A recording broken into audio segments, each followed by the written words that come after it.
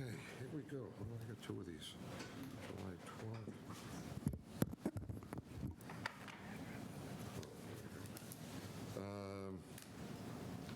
Appointment, BCAT directors. John, anything on this first? You first? Nope, this is a select board appointment. We have two candidates here tonight to take a spot on the VCAT board. And I know that the select board has some questions for each candidate. So Okay. whenever you're ready, call the first one on. Okay, do we have the two candidates here? Are both of them here? Okay, come on up. This is so unorganized. Kent isn't here. We only have one here. Yeah.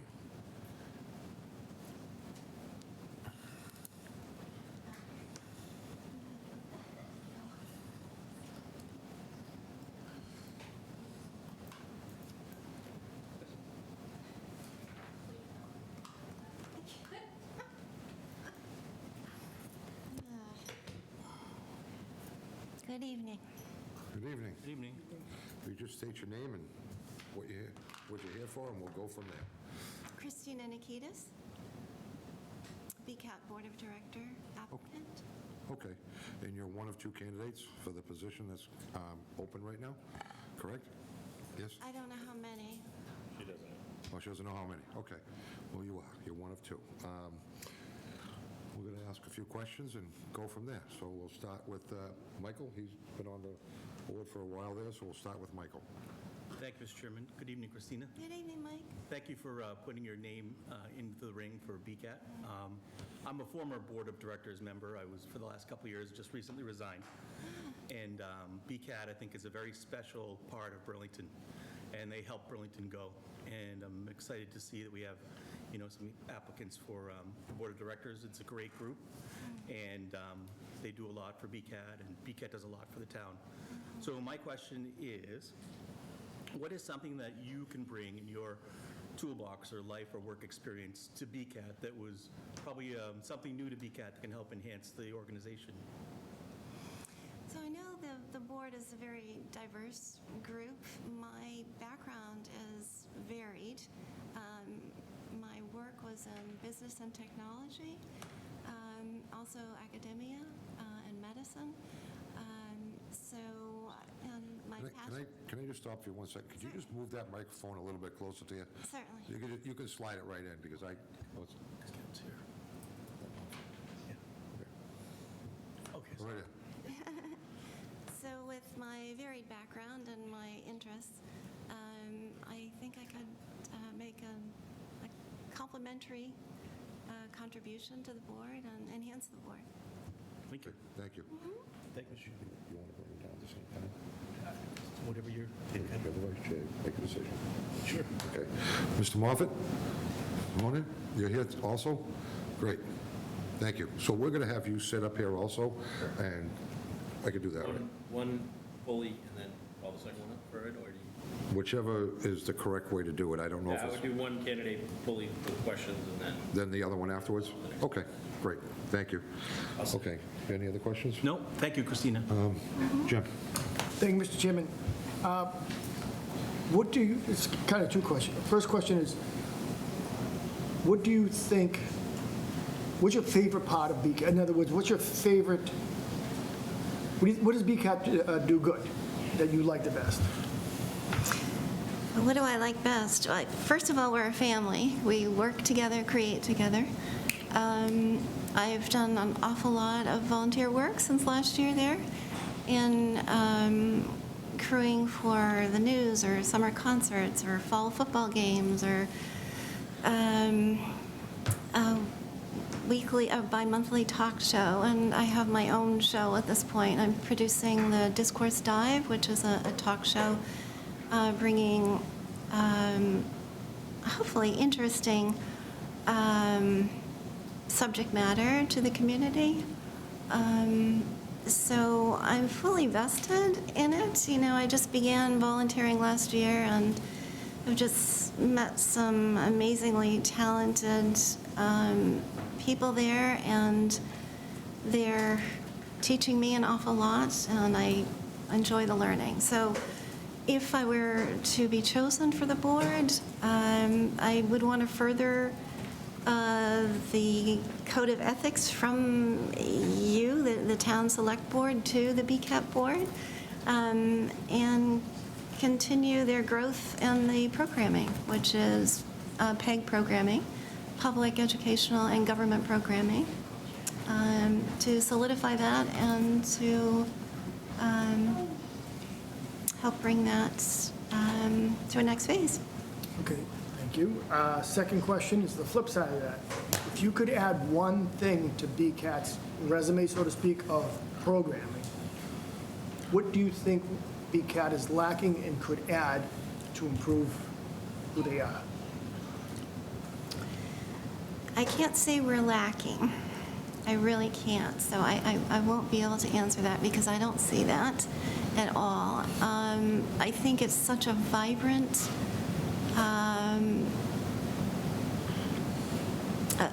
vibrant ecosystem in itself. There isn't anything that comes to mind that is lacking. Okay, thank you. All set, Mr. Chairman. Thank you. Sarah? Sure, thank you, Mr. Chair. And thank you, Christina, for throwing your hat in the ring and for providing your background. It's very helpful to understand where you're coming from. I think I can see why you would be drawn to this position with your background at BCAT and your experience. I think Jim asked an interesting question about what BCAT might be lacking, if anything. From my perspective, I think it might be lacking in viewership or engagement from the community, or not lacking, but maybe strategies to be put in place to increase that. Do you have any thoughts on that, or any ideas on strategies to increase community engagement and viewership for this issue? Okay, I'm not aware of that. I guess that all falls then to marketing, right? Marketing produces results, so I guess that would be the solution. And then one more question. Sure. How do you view the role of the board of directors in shaping and guiding BCAT? Well, it's charting its course and staying current with the times. I would say, basically working together. And I'm also thinking about the ecosystem of it, is as there are so many stations in eastern Massachusetts, and I think about what our place is in eastern Mass, and maybe even the Commonwealth. So I'd love to be able to know more about that and research more about that, to bring it forward. Basically, to keep the strength that we have in the board. I'm happy to hear that Mike is no longer a board member. Yes, we're looking for new members, but there's a plethora in the community of qualified people, and I'm sure we'll continue to grow with the times. Thank you. Thank you. Nick? Thank you, Mr. Chairman. Christina, thanks for being here. Thank you for The having me. board members have kind of touched on most of what I was looking to cover, so I can keep my questions brief. I'm curious what your thoughts are on, and you already kind of touched on this a little bit, but if you could expand on it, BCAT's role in the community is my first question. Your thoughts on that? It's major, and it's just been so expanded now with all kinds of programming, podcasting, lots of new shows and whatnot. So I feel that, the public aspect, the educational, and the government aspect are all sumptuous. I don't feel that there's lacking. Perhaps the marketing that Sarah brought up is an issue to be looked at in the future. Great. And then in terms of your, the seat that you would hold and what you bring to the board, what would you say are some of your strengths coming to the board of directors? My strengths would be my background, which is diverse. So, I come from a political family. I have, from a young age, a lot of understanding about government and politics. In my own life, I've been involved in business and high technology. And then in academia for many, many years as well, and the recent incarnation, medicine. And my proclivities and my passions are sports and horticulture, biosciences, et cetera, et cetera. So I think I can meet people where they are and also enhance where they are not. Let's put it that way. Great, thank you. Thank you, Mr. Chairman. Okay, thank you. Naturally, going last, most of the questions have already been asked. Sitting on the board at BCAT, what can you do to make Burlington's BCAT better than what it is now? Well, I can't do that alone, but as a group, we can advance, using this appointment is from unusual, that it's an appointment from the select board. So in my position, I definitely, and being here, I would carry with me this code of ethics from the town to the board, which perhaps another member who wasn't appointed through the board would have a different proclivity. But mine is this, of course, that you can confidently trust in me that if chosen, that I would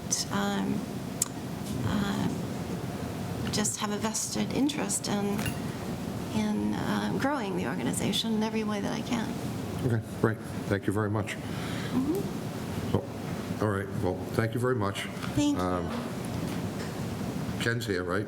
Yep. He's still here? He's gonna walk Okay. in and out. Oh, he's in and out, okay. Thank you so Well, we're much. all set. and Thank you. Thank you very much for your time. Truly appreciate it.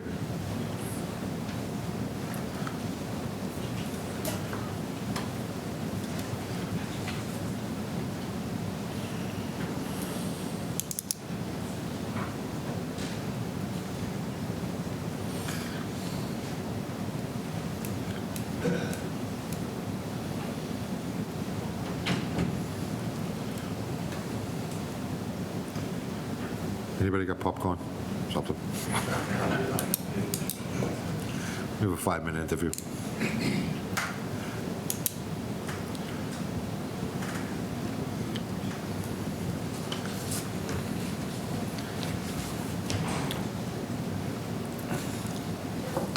That's right, too.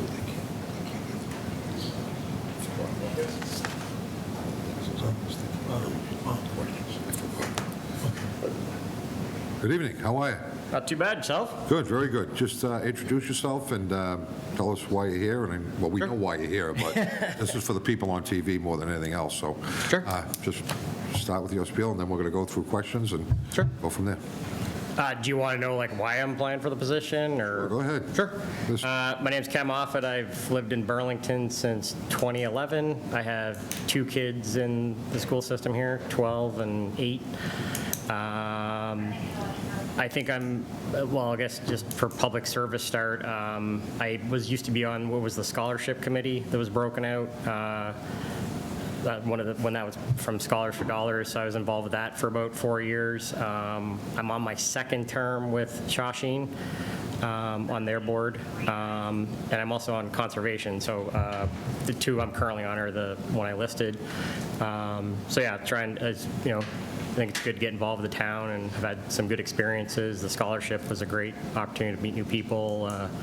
School committee, same with conservation, good missions. But no, I saw the one with the board of directors for BCAT. I guess probably my interaction mostly has been, the work they do on the election side. So had really positive, the coverage they do for that.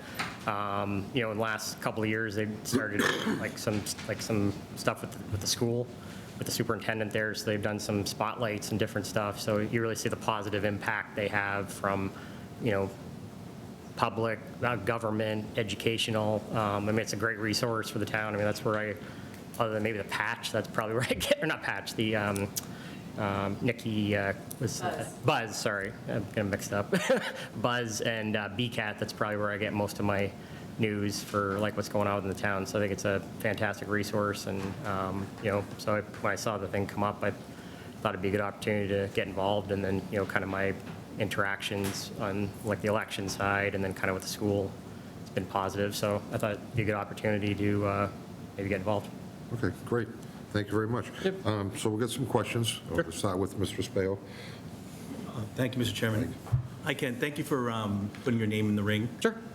For BCAT, and thank you. I know this is a tough process, kind of an unorthodox process, so thank you for coming tonight. No problem. And also thank you for your work on the Shawshene School Committee. I think, like BCAT, also a hidden gem. Shawshene's Oh, yeah. a great school, and I've had a little bit of experience of interacting with people over there, and we're lucky to be one of the towns that Yep. that is involved with Shawshene, so thank you for that. Yeah, thank you. My question for you is, the same question is, what can you bring to the table to BCAT from your life experience or skill set that something new to BCAT that can help enhance the organization?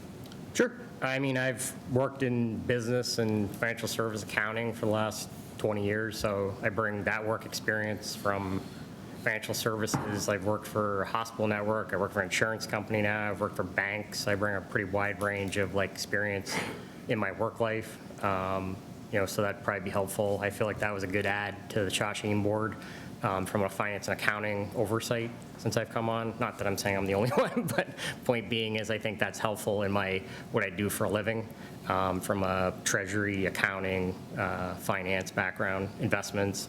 I think, getting involved kind of like the last, I guess, 3-4 years, with conservation, with Shawshene, I think it kind of brings the, public service piece of it, both as appointed and elected. So I understand a lot of the rules around like, meetings and that type of process. Prior to the more of the town stuff, I was on a couple not-for-profit boards. One was now has been absorbed by VinFen, but I was on their board of directors, their finance committee. I was on my mom for Parkinson's. I was on their board for a little bit before getting involved. So yeah, I think I bring a lot of that experience. So I think, yeah, and kind of like with Shawshene or anything I've gotten involved with projects at work, I think I bring a lot of, good outside stuff from different perspectives, whether it's work or, public service side or different boards I've served on, different projects. So, I think it's probably bring a fresh, not saying I'm going to be the only one, but I think helpful. I think most of the boards I've served on is kind of probably bring a fresh set of views and kind of get involved. So hope that answers your question. Yes, thank you very much. Thank you, Mr. Chairman. Thank you. Jimmy? Thank you, Mr. Chairman. I'll ask the same questions I asked the other candidate. First of all, thanks for applying. What is it you think that BCAT does best? I mean, I'd say probably getting information out, just like the patch, just like the Buzz. I think it's a great resource to get information out. Like I said, I think when I ran for a couple of this now my second term for Shawshene, I think it's like that was great to get the election, get numbers up for, for the election side.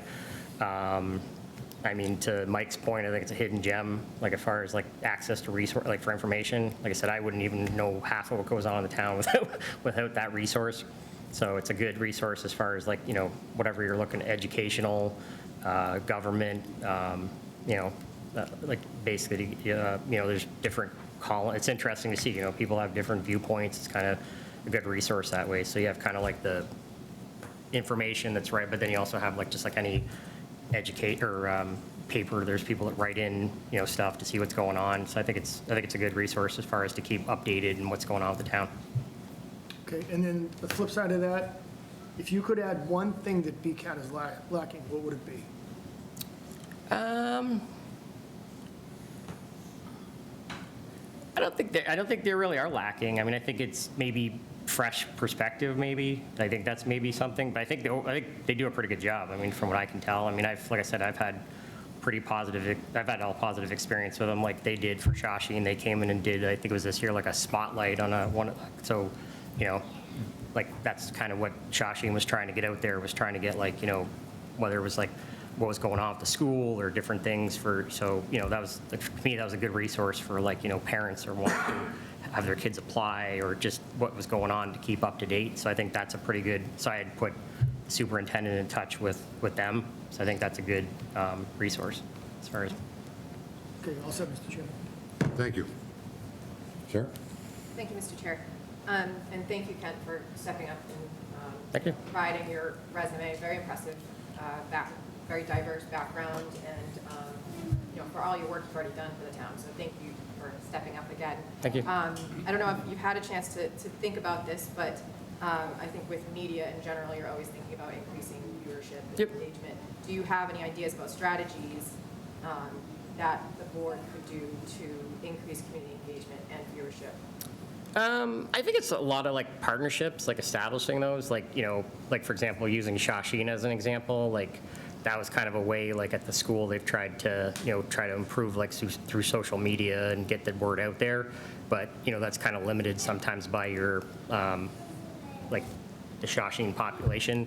But I think that's where like BCAT comes in, like to help within, like in other towns like Wilmington, I think they have was it the Apple? I forget. Each town has their own, so they're establishing partnerships to get that information out there. And I think that's a significant add for like using Shawshene as an example as far as like, what's going on with their application process, like deadlines, what's going on with sports, I mean, it's in early stages, but I think that's pretty good.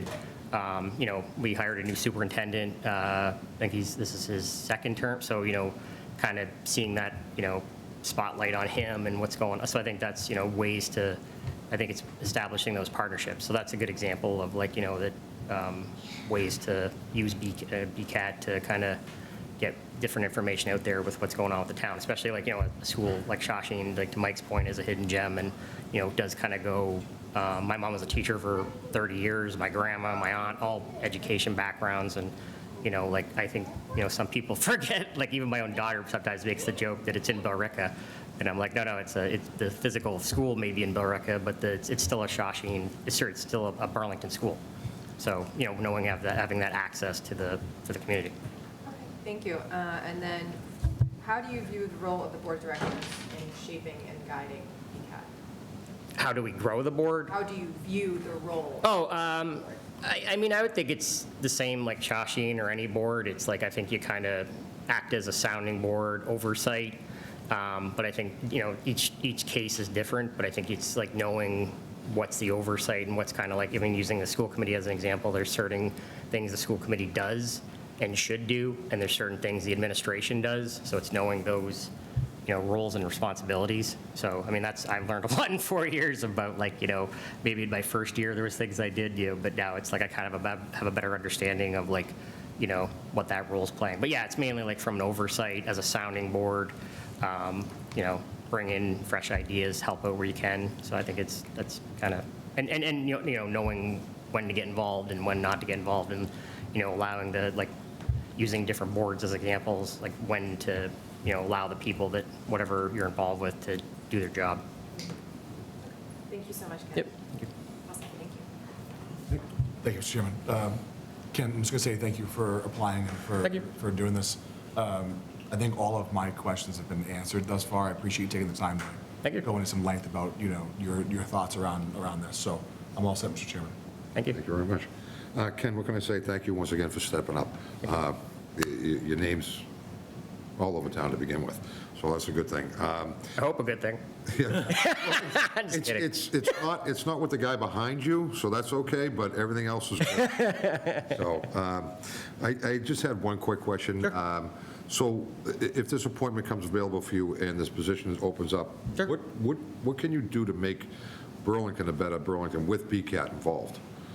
I mean, I think it's I think it's already been stated, is like how to, utilize or, BCAT to create partnerships and, whatever's going on, whether it's Shawshene or, something going on within the town, basically to use that as a resource to get information out, like on election, whatever it is, utilizing that as a resource, because I think, sometimes it does, not gets forgotten, but I think it's like, using that as a good resource to get information out within the town is to me, because and making people aware, it's available, and what the mission of it is, and utilizing that to the fullest potential. Thank you very much. At this point, Mr. Denizio, So if you don't have any more questions No. for Kent, I can walk him out, and the board could discuss the candidates, and if you wish to make an appointment tonight, you would take a motion on that and vote on that. But I'll. okay, while you're doing that, do we discuss it in public, or does it matter to us? Either way, it's got to be in public, right? Yep. Okay, that's what I thought, just making sure. We'll start with anybody. Anybody have any comments or concerns? It's tough when you have two really good candidates, and whoever gets picked, I just hope the one that doesn't get picked will stick around and hopefully get the next time. We've had that happen before, where we've Good. had someone apply for a position or a board, and they weren't the top candidate at that time, but down the road, another position opened up, and they jumped on board. It's fun. Whoever doesn't get appointed to not give up, that's all. All right, we'll just go right down the line. Nick, any comments, concerns, questions? No concerns. I think Christina's a wonderful person, does a lot for BCAT. I really appreciated the angle with which Kent came at the discussion around, how to utilize resources, the role of the board, regarding, its function, and, not accepting status quo as an attitude to do nothing, but to be proactive, to look to see what else could be done without necessarily being brash and just taking random action. So, I think that's great, and like Jim said, I think it's great when people volunteer. It's never easy to come in a public setting and interview, but, I always appreciate it. Okay, thank you. Mike? Thank you, Mr. Chairman. Two very good candidates, very committed. Burlington's lucky to have them both. It's a tough decision. I do like Kent's connection with Shawsheen. I think we should be doing more to promote Shawsheen and give Shawsheen a bigger spotlight in town, because it's such a great school, and the little interaction I've had going over with events over there, I've been so impressed with them. So Kent is kind of a little bit higher in the pecking order, slightly, just because of he can bring that to the table. That it's something that's lacking, I think, on the board through my experience there. Thanks, Mr. Chairman. Thank you. Sarah? Thank you, Mr. Chair. Yeah, this is such a hard one. They're, on paper, they're both great. In person, they're great. They bring a diversity of experience to this position. I tend to lean more towards Christina because of her, Kent does a ton of volunteering, but Christina does a lot of volunteering specifically with BCAT. She clearly has a passion for the work that they do, and already has that sort of network established with BCAT. So that's why I am leaning more towards Christina, although it breaks my heart because Kent's great, and if Christina wasn't there, I'd be very happy to appoint him, but that's kind of where my head is at. All right, thank you. Well, this is the time when this board gets to, pick somebody that's great, and we have two great candidates, and this is the hard part about being in this position, because, you're not down the election polls behind the screen checking for one. You got to come right out and tell everyone who you want, and we have two very good candidates. So at this point, I'll take a motion for candidate, Mr. Chair, or, I'll make a motion that we appoint Kent Moffett to the open seat on BCAT Board of Directors. okay, do I have a second? Second. Is this a roll call vote? No, it's not a roll call vote. Okay. All those in favor? Aye. Aye. Opposed? Okay. Okay. So it's 4-1-0 for Ken. Okay? All right. Thank you. And thank everybody for their patience. Yeah, so we can move right along, right? All right. 170, Police Department. See the, I can start, Mr. Chairman, while Yep. we wait for the deputy to lumber up to the mic. We have 3 candidates here tonight. We have 1 candidate here tonight, but we're making 3 appointments. And Deputy Chief Kirchner is here to help walk us through background on each appointment. So I'll pass it over. Thank you, Mr. Denizio. Thank you, Mr. Chairman. Over the past 6 months, we've had several officers retire from the department, and recently we've gone through a few rounds of interviews for potential new police officers to replace those who just recently retired. The interview panel was impressed with several of the applicants and believed that some of them would be great fits here in the Burlington Police Department. That being said, I have 3 of those candidates here tonight, or at least one's with us, and I got 2 other names to bring forward to the board for approval. One of the candidates is currently a police officer, while the other 2 will have to attend the upcoming police academy in Linfield, which starts in September. The first candidate I'd like to talk about is Jack Stratford. Jack's with us tonight. Where are you, Jack? Come on up here, bud. Stay right there. Jack grew up in Lynn and graduated from Lynn Classical High School. From there, he went on to Worcester State University, and right after he graduated, he entered the police academy up in New Hampshire. He currently is a police officer in Derry, New Hampshire, and has been employed there since April of 2020. Besides his patrol duties, Jack is also assigned to the Southern New Hampshire Special Operations Unit, which is SWAT. It's like our NEMLEC unit down here. He is certified in special weapons and tactics, and he's also a defensive tactics instructor. Jack also resides here in Burlington. With that being said, I am requesting that Jack be appointed to the Burlington Police Department. His starting date would be August 26th. Mr. Denizio? So thank you, Mr. Chairman. So on behalf of the town administrator, with recommendations from both Chief Brown and Deputy Chief Kirchner, Mr. Sagarino appoints Jack Stafford to the position of police officer and asks the board to waive their 15-day waiting period. So moved. Second. So moved and seconded. All in favor? Aye. Opposed, abstained? 500. Congratulations.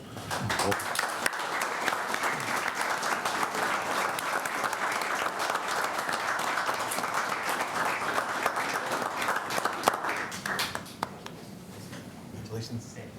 Well, boy, congratulations.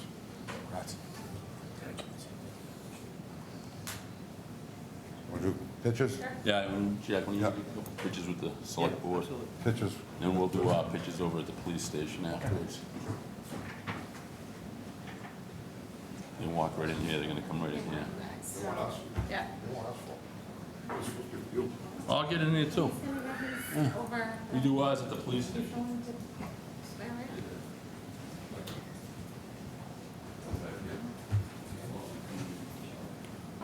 Right after we're done. Right after we're done, you guys. Right after we're done, you guys come up. Squeeze.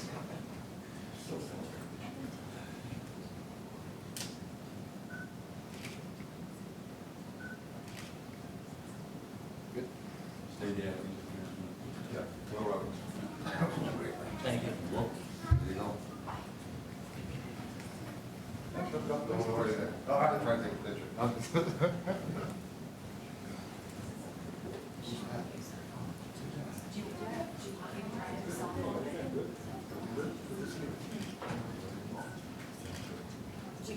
Do you want me to take them with your phone? I saw you with your phone in your hand. Do you want me to? No, You're gonna okay. take some, All right. we should go up anyway.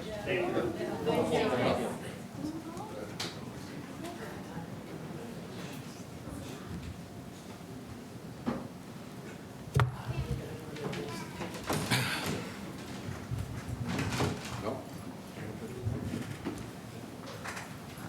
Did you want a picture? You sure? I got all the time in the world. I'm not going anywhere tonight. I don't know about Mr. Kirshner here, but I'm always free, Joe, I'm always free. yes. Okay. We're right ahead. Ready? The next candidate I want to bring up, his name is Matthew Scipoletti.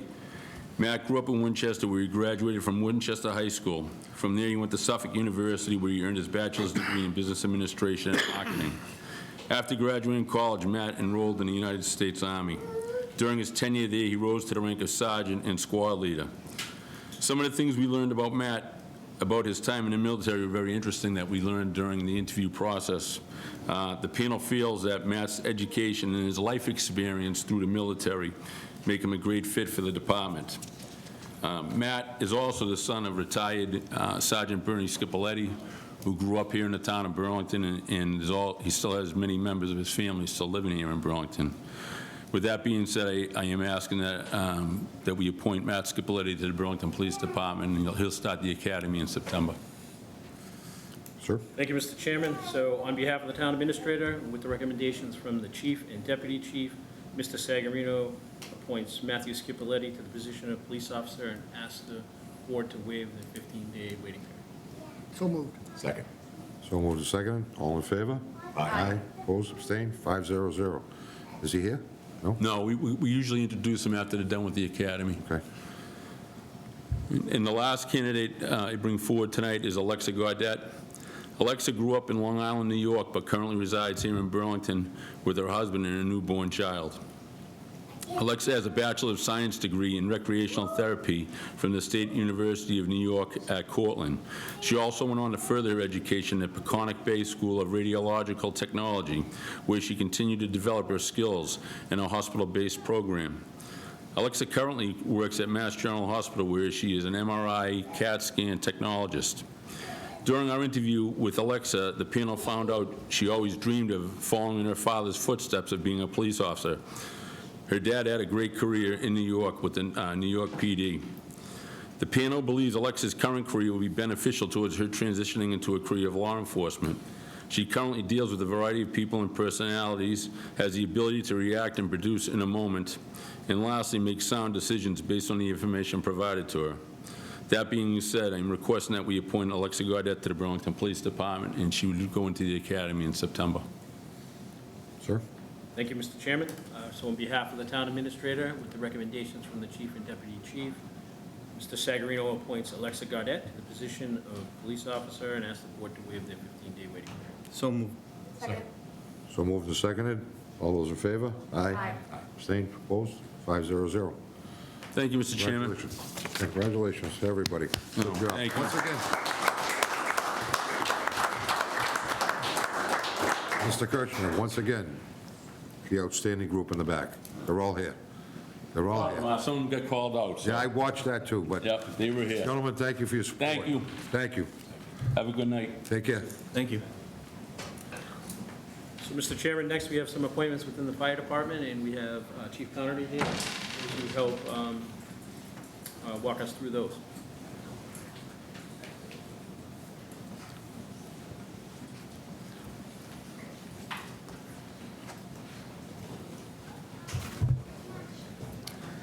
Good evening.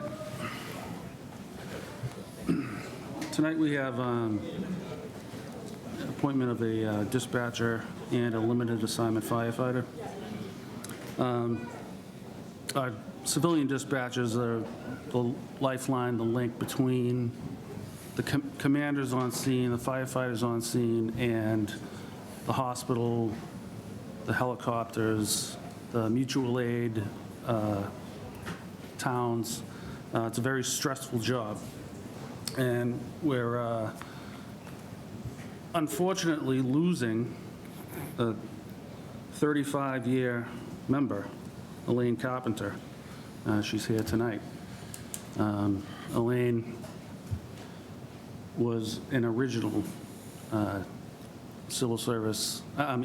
civilian dispatcher. And when I became dispatcher, she taught me the ropes. And I said it the day she retired, she continued to teach me the ropes through all of my ranks. She's very knowledgeable. So this wasn't really on the agenda, but I want to congratulate Elaine for 35 years of service to the town of Burlington. Thank you. Thank you.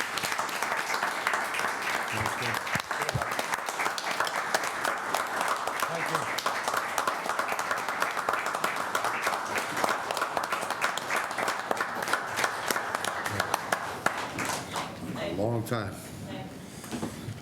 Thank you. So in her place, I would like to recommend Crystal Hammond. Ms. Hammond has been, was one of 3 candidates we interviewed. She has a background in the medical field, in the urgent care field. She holds a certification as an emergency medical technician, which is required, as well as CPR. And she's a Burlington resident. Her commute's going to be a little bit longer than Elaine's, but she'll be a valuable addition to the Burlington Fire Department. With that, I'd like to recommend Crystal-Elaine Hammond, effective September 4th, 2024. Okay. Is she here? Yes. Okay, bring it in. Thank you, Mr. Chairman. So on behalf of the town administrator, with the recommendation of Chief Connerty, Mr. Sagarino appoints Crystal Hammond to the position of civilian dispatcher for the Burlington Fire Department and asks the board to waive their 15-day waiting period. So moved. Second. So moved and seconded. All those in favor? Aye. Aye. Opposed, abstained, 500. Congratulations.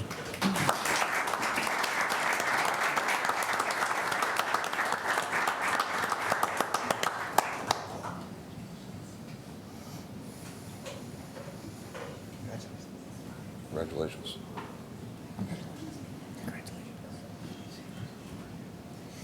Okay.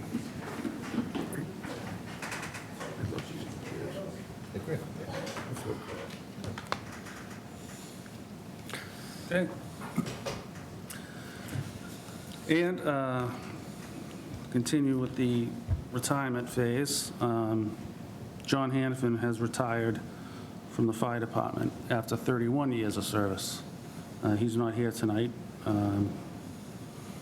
but he, having worked with him, he was such a calm presence, no matter what was going on. Great guy to work with, and he's going to be missed. But with that, we would like to recommend his appointment as a limited assignment firefighter. They do details just like the, well, not just like the police, but like the police, we do details, and when we can't fill them, we use our limited assignment firefighters. So I would like to recommend John Hannafin for the position of limited assignment firefighter. Thank you, Yes, Mr. Chairman. On behalf of the town administrator, with the recommendation from Chief Connerty, Mr. Sagarino appoints John Hannafin to the position of limited assignment firefighter and asks the board to waive their 15-day waiting period. So moved. Second. So moved and seconded. All in favor? Aye. Opposed, abstained, 500. Congratulations. Before you leave, I made a mistake. We took the pictures with the police department. I did not take a picture for her and the new role she has for the fire department, so. Sure. Got carried away with myself for a second there, and I would like to bring her back up so we could take a picture with yourself or whoever wanted to be there.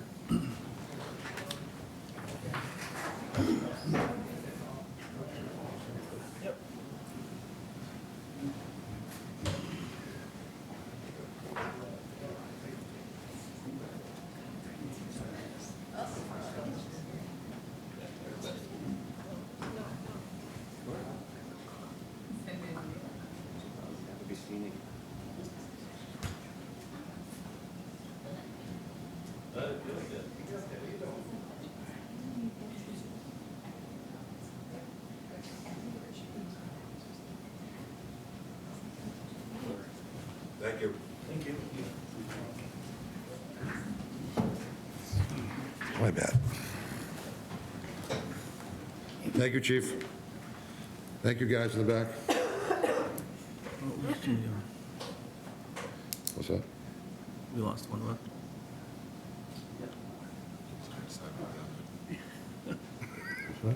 Jimmy's having a sideburn. He's coming back. Okay. Thank you, boys. Okay.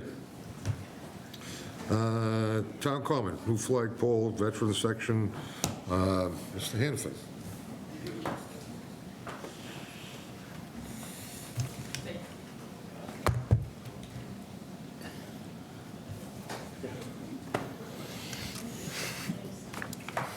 Good evening. Good evening, sir. I have here with me Art Enos, who is the Commandant of the Marine Corps League, and Jack Kuna, who is the VFW commander, the Allied Veterans Treasurer. I could probably go on for another like 10 minutes in regards to billets that both of these gentlemen hold within the veteran community. But we come before you here this evening to talk about the veteran section and on the Common, but more importantly, it's been a few years, but a service branch has been created in the last couple of years, the Space Force, and the veterans of this community and the veterans organizations has prided itself in representing all of those services. We've kind of been laxing in the last couple of years to add the Space Force flag to the already awesome veteran section in the Common. Art is here to basically outline a lot of the particulars, seeing as Art was the architect and driving force of the veteran section back in 2012, 13, 14. So I'm going to hand it over to him right now. He's got some materials that I can hand out to you if you'd like. Good evening, Mr. Chairman, members. It's a pleasure to be here again. I haven't been in front of you since I did that project in 2013. I hope it works out the same way. Anyway, as Chris has mentioned, we have been working on the addition of that new service Space Force pole. We've had a few problems in it because, as everybody's aware, the costs have skyrocketed on everything. When I went back to check on some of the suppliers and some of the materials, I was looking at things that were almost tenfold what they were back when I did the original project.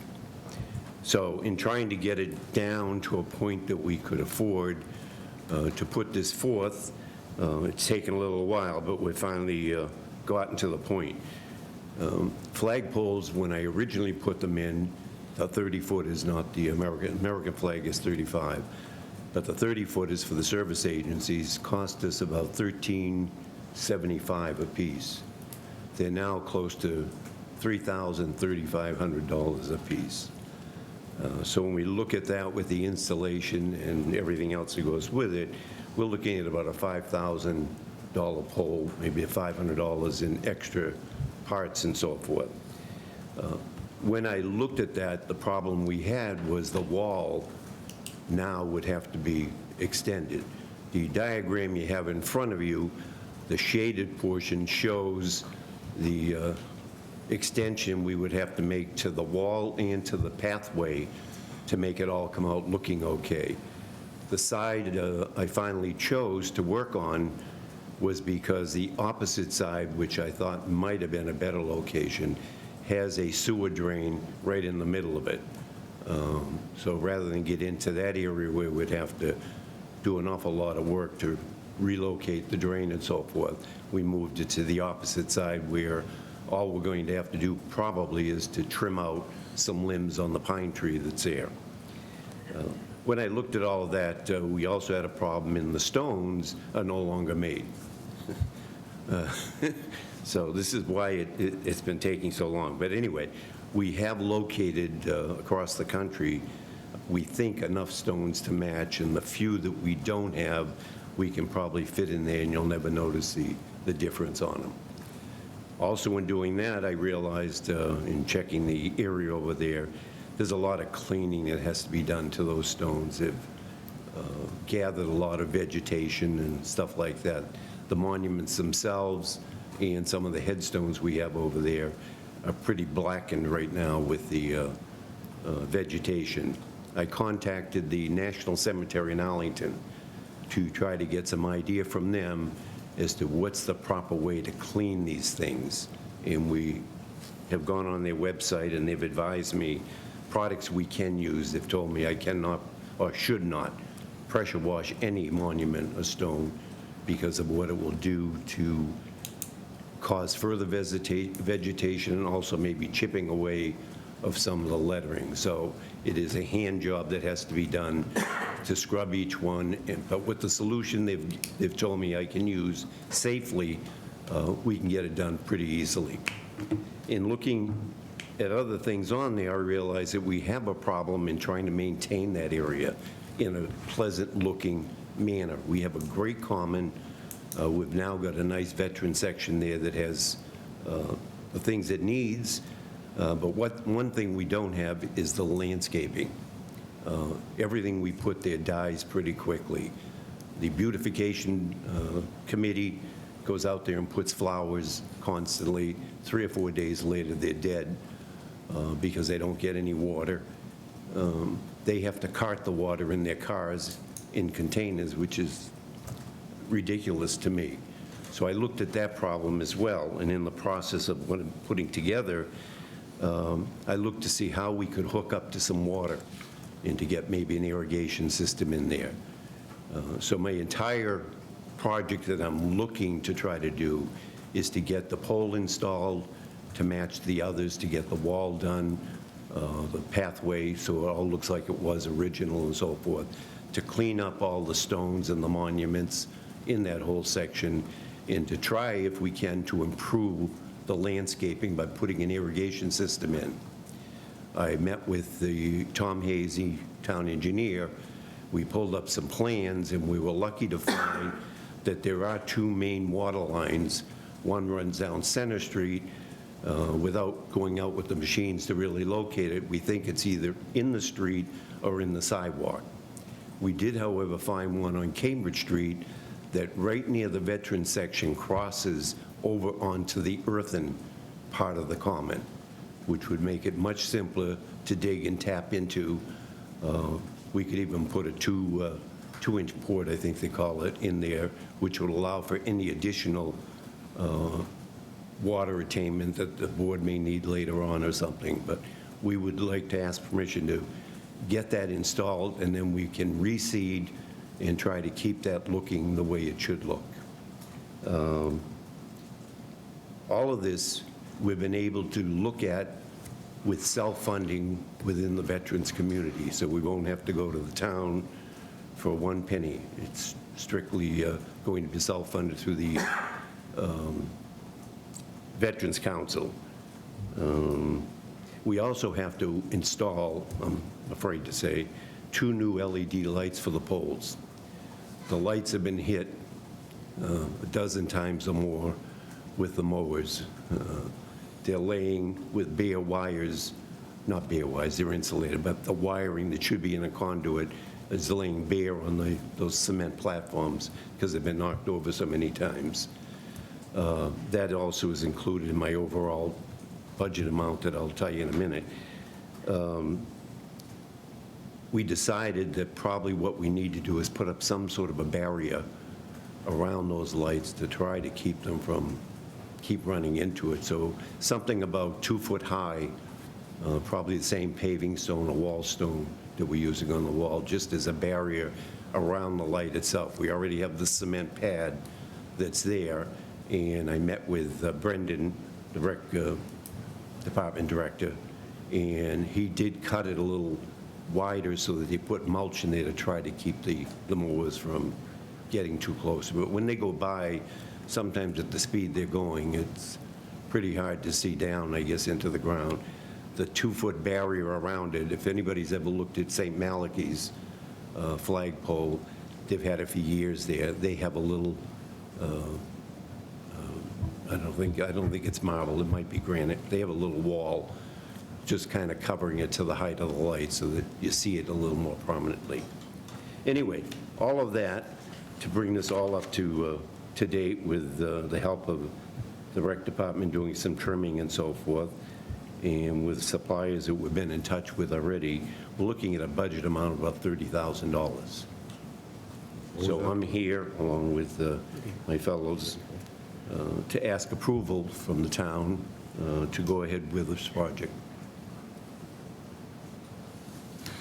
Okay, we're just making some notes with some of the stuff you were saying. So, listen, I'm going to start this one. I usually don't. I usually go to the board itself first.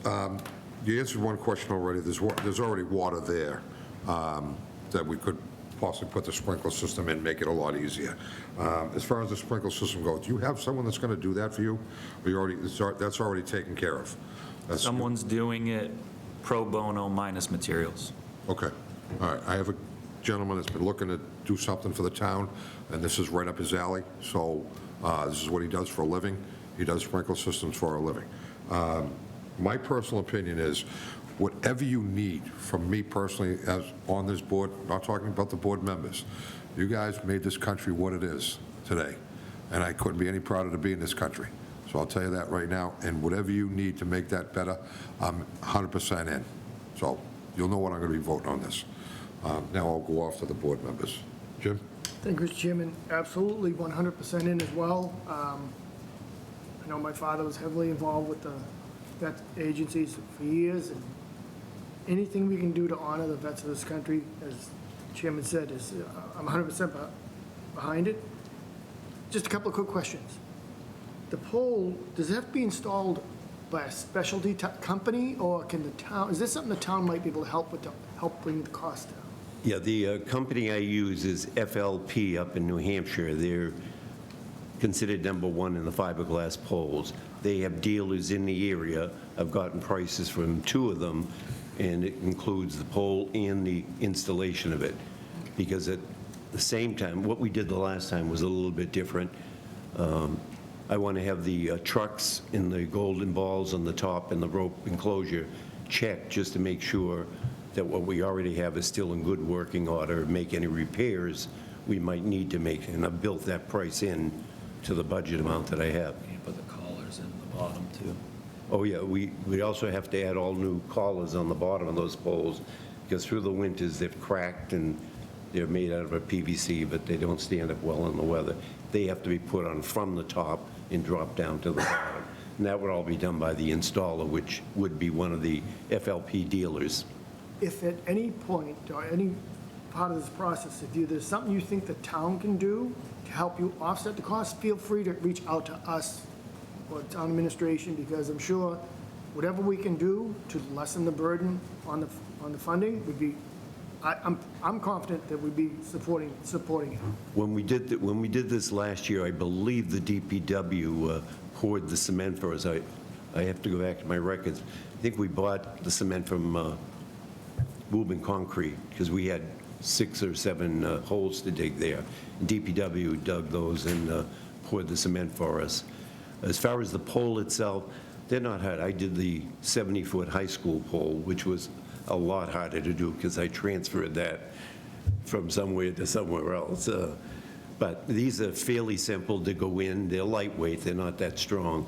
The 30-footers require a 3-foot in-ground sleeve. That's all that's holding that, but it's the tightness of the pole inside the sleeve with a little sand thrown in there that makes it like cement in there. So there is an area there for the DPW maybe to give us a hand. I also talked to one of the contractors in town, and he also is offering to do pro bono to dig to the water main if it's on the common, if it's in the earthen area, obviously. Otherwise, you're in a different problem if it's out in the Right, well, street. that was my second question, is Cambridge Street water access. We know the state is going to come in to do 3A, and if the access was going to be made not in the earthen area, we'd have to expedite that, because they like to get that done before they repave and reline Right. Cambridge Street. The last thing I have is, have you ever looked at solar light poles? Only because that would eliminate, Chris, you're shaking your head, I guess that's a bad idea. They might work. I installed 2 poles in my community in Florida. Obviously, I have flagpoles everywhere. And I've used solar lights, and you're wasting your money on them. You have to have such a big collector in order to make it work, that it's really not worthwhile, because the price of the collector is enormous. You see some of them right now with small 12 or 18-inch collector. The collector is the screen that catches the rays. You have to go into something that's almost like a 5-foot grid to collect enough energy to light that pole. Just not worth it.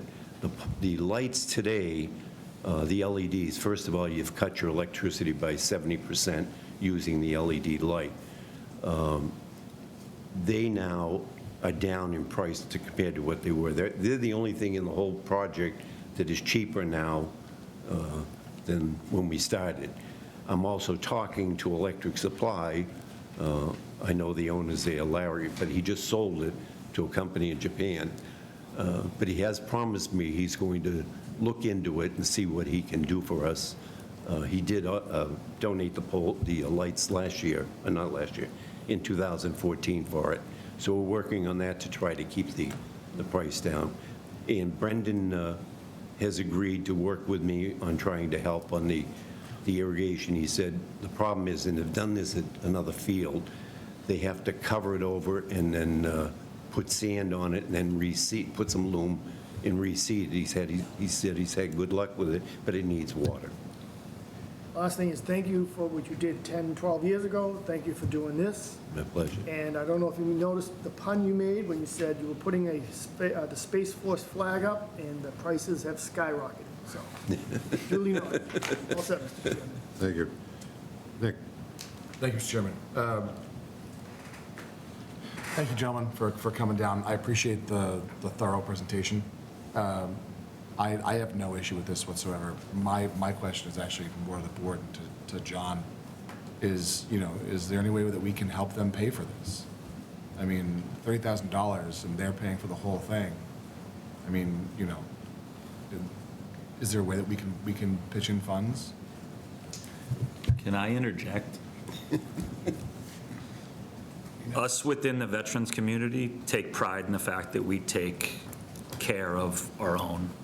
I think this is more of a sense of us veterans that if we can give back, we want to. And that's why the Veterans Organization takes immense pride in the sense that there hasn't been a single tax dollar used for any of those monuments out there or any of the flagpoles, to include the high school project. It was all funded by veterans. And we would like to keep it that way. Okay. Well, I won't be one to step on pride. That's for sure. Just know that the offer comes from a place of true appreciation. That I don't believe that you should have to, but I also appreciate everything that you've done and continue to do for the town. Thank you. So, thank you guys, truly. Nothing further from me, Mr. Chairman. Thank you. Mike? Thank you, Mr. Chairman. Thank you, gentlemen, for coming down. Thank you, Mr. Enos, for all your hard work on this. It sounds like whatever you suggest, I'm in favor of. I'm in full support. And thank you to the veterans organizations for all the funding. You're welcome. Further, Mr. Chairman. Sarah? Yeah, I'll just echo what everyone else said. Thank you all for coming in, and thank you for the work that you put into this, because it seems like a ton of work. I'm retired, so it's all right. Well, we definitely appreciate it. I guess I don't have any concerns, like, I'm fully in support of this, is just the ongoing maintenance. Is it the rec commission that maintains that area, or is it our veterans? The rec department will maintain what they need to on the landscaping and so forth. Veterans Council will back whatever is needed. For instance, if there's replacements needed on the sprinklers or things of that nature, the Veterans Council will certainly step up and do that. Along with that, we certainly have veterans who are willing to help us maintain and so forth. I myself would, if the project's approved and so forth, will have some of the veterans with me working on washing the stones, because again, those things we want to make sure, some of them are pretty old, and we don't want to do any harm to them. And I have all the data on what the National Cemetery in Arlington has for a procedure to clean those, and that's the one we intend to follow. We had a meeting this afternoon amongst the Allied Veterans Council, and a few of the representatives went back to their organizations, and as of 2 hours ago, there's already volunteers to do kind of like a rotating maintenance schedule of it. So there's plenty of veterans out there that want to help, whether or not that's cleaning stones or breaking up pine cones or whatever it is. Okay, good to know. Well, thank you all for coming. Thank you. Okay, I think pretty much all set, but we're going to take a vote on this, right? So, Mr. Chairman, I'll make a motion that we approve the request for the new flagpole for the Space Force flag, as well as all of the maintenance and landscaping costs that Mr. Enos outlined, totaling roughly $30,000. Second. Motion made and seconded, all in favor? Aye. Opposed, abstained, 500. Thank you, gentlemen. Thank you. Thank you. Chris, on a side note, if you need that gentleman for irrigation, don't hesitate to call me, because he's looking for something to do, Okay. all right? I'll, And it might be a full donation, too, so, appreciate it. all right, and he's a Burlington resident. I appreciate that. Okay, thank you. We're staying because of the disability access there. Thank you. Thank you. Very much. All right, I lost my paper, hold on. Oh, here we go. 173. Therapeutic work. Chris and Jackie here for this, and there's a pretty detailed memo from the rec department in your packet about these wonderful programs. There's a letter from the Disability Access Commission that, is there a new name for that? Did I just dead name that? Therapeutic rec specialty programs, that's what it's going But the towards. commission doesn't have a new name? No, no. Okay. Nope. Disability Access Commission. And there's also the letter from Paul, who had administratively approved these projects through the authority given to him for this board. This is sort of the housekeeping catch-up measure comes so we can do the final approval of the board. So we have Chris to answer any questions or add anything. Correct.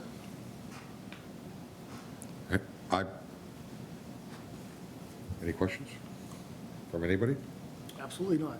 Chris, how many years has this program been going on? We've been helping out the therapeutic rec specialty side of the rec department for the last 4 or 5 years. It was prior to COVID. It was when Laurel, who's no longer there, started the job.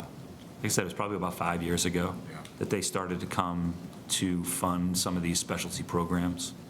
Okay, yeah, I couldn't remember, that's why I was curious. It's great, this programming is fantastic. Yeah, absolutely. I'm so glad that we're able to do it, thanks to DAC, so. Anything else from anybody? Nothing? Okay. Mr. Chairman, I make a motion to approve the DAC therapeutic recreation programs as presented. Second. Motion made and seconded. All those in favor? Aye. Opposed, abstained, 500. Congratulations. Thank you very much. Thank you. You guys. Have a good evening. Have a good night. Thank you. Let's see, who's next? Mr. Chairman, next with the speed tables, we have Mr. Hayes. Mr. Here. Hayes. The board has talked about the speed table policy a few times. Looks like we're coming in for a landing there. There's a form that was ready that was in your backup that had an extensive list of streets that are ineligible for the speed tables. The form was pretty easy to follow and self-explanatory, and I think Tom's here to add whatever he wants to add and to answer questions. Good evening. Hey, Mr. Hayes. I think the only comment that Paul Sagarino had was he felt that the town could handle the advertisement and the abutter notification. Other than that, I really don't have anything else to add. Okay. Board, Sarah. Sure, thank you, and thank you, Tom. This was so good compared to the last time. I feel like you really got our feedback, and this looks great. I only have just a minor, not issue, just an issue, and it's with the, sorry, I forget what it was. I think it's about the abutters, and the abutting lots include all properties adjacent to the street. That's what it says in the first page. On the speed table request, it's a little bit more clear. It says, property owners adjacent to the section of roadway using, sorry. Can you come back to me, Chair? Sure I can. I'm all confused as to Okay, where Mike? the question was. Thank you, Mr. Chairman. I really have no issues. We've been over this a couple of meetings now, and I'm on board. It looks good, and let's see what happens. Thank you, Mr. Chairman. Jim? Just one quick question. Have you already received requests verbally?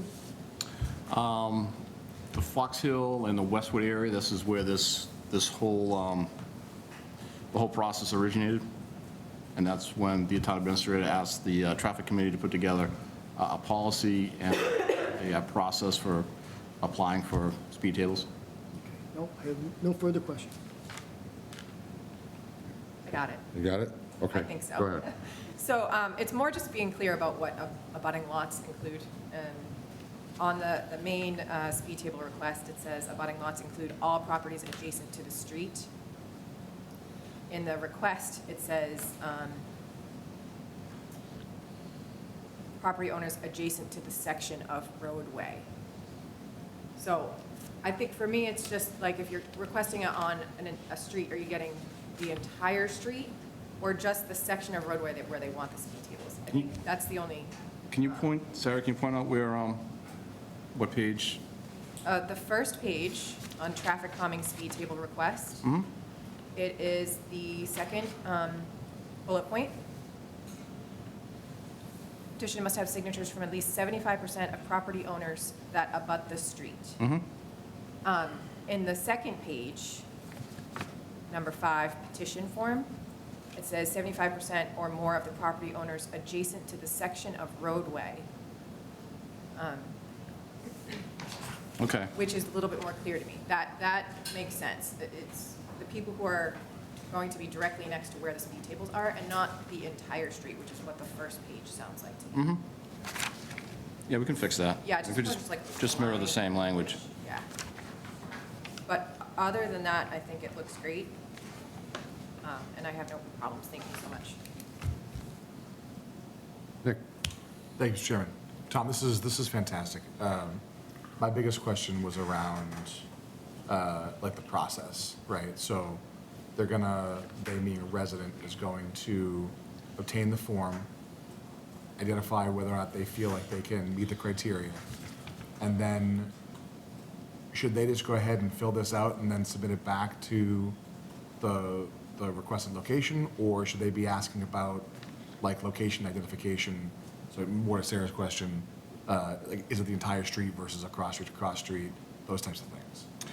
Well, I think the intent was that the neighborhood would decide what section of street. Say if it's Fox Hill Road, say the folks from Wildwood to the end would like these, and that would be the section that's evaluated. Okay. I think what we're thinking that neighborhood gets together, they elect someone who is a primary contact, who's a mouthpiece for the neighborhood, and then they say, okay, we want it from here to there. And then the traffic committee will go out, safety officer will evaluate and see if it meets the criteria in terms of speed. Is there a speeding problem? And then after that, we go forward with, okay, what's it going to cost? And like a preliminary, so where these speed are located, to make sure everybody's happy with the location. And then it goes from there. Okay. Okay, awesome. When you post it to the website, I'll just make those, like, steps fairly straightforward for folks. That way they know what they're getting into when they, because I can see folks be like, well, I didn't know what to, or how many, you know what I mean? Like, those are going to reduce the amount of complaints. Because I think this is great, and I think this is it's a really smart and fairly intuitive process. So again, I appreciate you taking the time to put it together and bearing with us as we kind of learn and adapt. So thank you. No further questions from me. Thank you. All I can say is great job. Thank you. All I can say. Can't say anything else. So at that point, I will take a motion, or you want to continue this? Or we don't think we need to continue it, right? No. I'm happy to make a motion that we approve the speed table policy as presented this evening. Second. Motion made and seconded. All those in favor? Aye. Opposed? Abstained? All right, so we'll make those the minor tweaks with the. Yep, with that minor change. notification and the corrections on there. Yep. Okay. Okay? Fantastic. Thank you, Tom. Okay. I'm here for the next one, too. I was waiting. Okay. DPW pro stop sign. So we had a request come in for a stop sign on Sylvester at Francis. Traffic committee evaluated, felt it was in compliance with the MUTCD, and so we supported the installation of the sign. Okay. We'll start with Mike. Any questions on this? Thank you, Mr. Chairman. No, I took a look at the site and pictures, and it seems like a no-brainer, so I'm in support also. Thank you, Mr. Chairman. Sarah? I I agree. It was, I'm actually surprised there wasn't one already there. Yeah. So. Nothing to add? Jim? That's why we have this traffic committee, and I fully support their decision. Okay. On that note, Mr. Chairman, I make a motion we approve this stop sign at intersection of Sylvester Road and Francis Road. Seconding. motion made and seconded. All in favor? Aye. Opposed, abstained, 500. Thank you very much. Thank you, Tom. All right, have a good night. Now we're going. Good night, Tom. Thank you. Okay. Discussion, Youth and Family Services. There happens to be somebody in the room for that?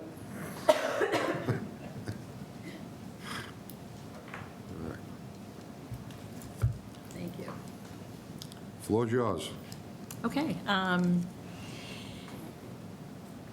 There was, how do I start this? The community response team, I know that I've spoken to this board before about, it's a group of department heads that meet on a monthly basis, and basically what we do is address issues, complicated issues for residents in the town, whether it be mental health or just there may be some kind of a basic needs that's going on, there may be a medical issue that's going on, and basically we come together, sort of put our heads together and try to address problems that are complex. I don't know how many of you know, but there was a week where there were 3 completed suicides and 1 suicide attempt. We had our meeting,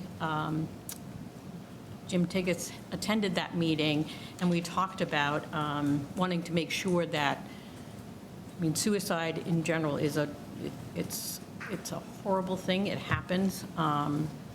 We discussed the pieces that were going on for the folks that were, that had committed suicide, and basically the board wanted to know whether, make sure that this wasn't a beginning of something that was going to continue.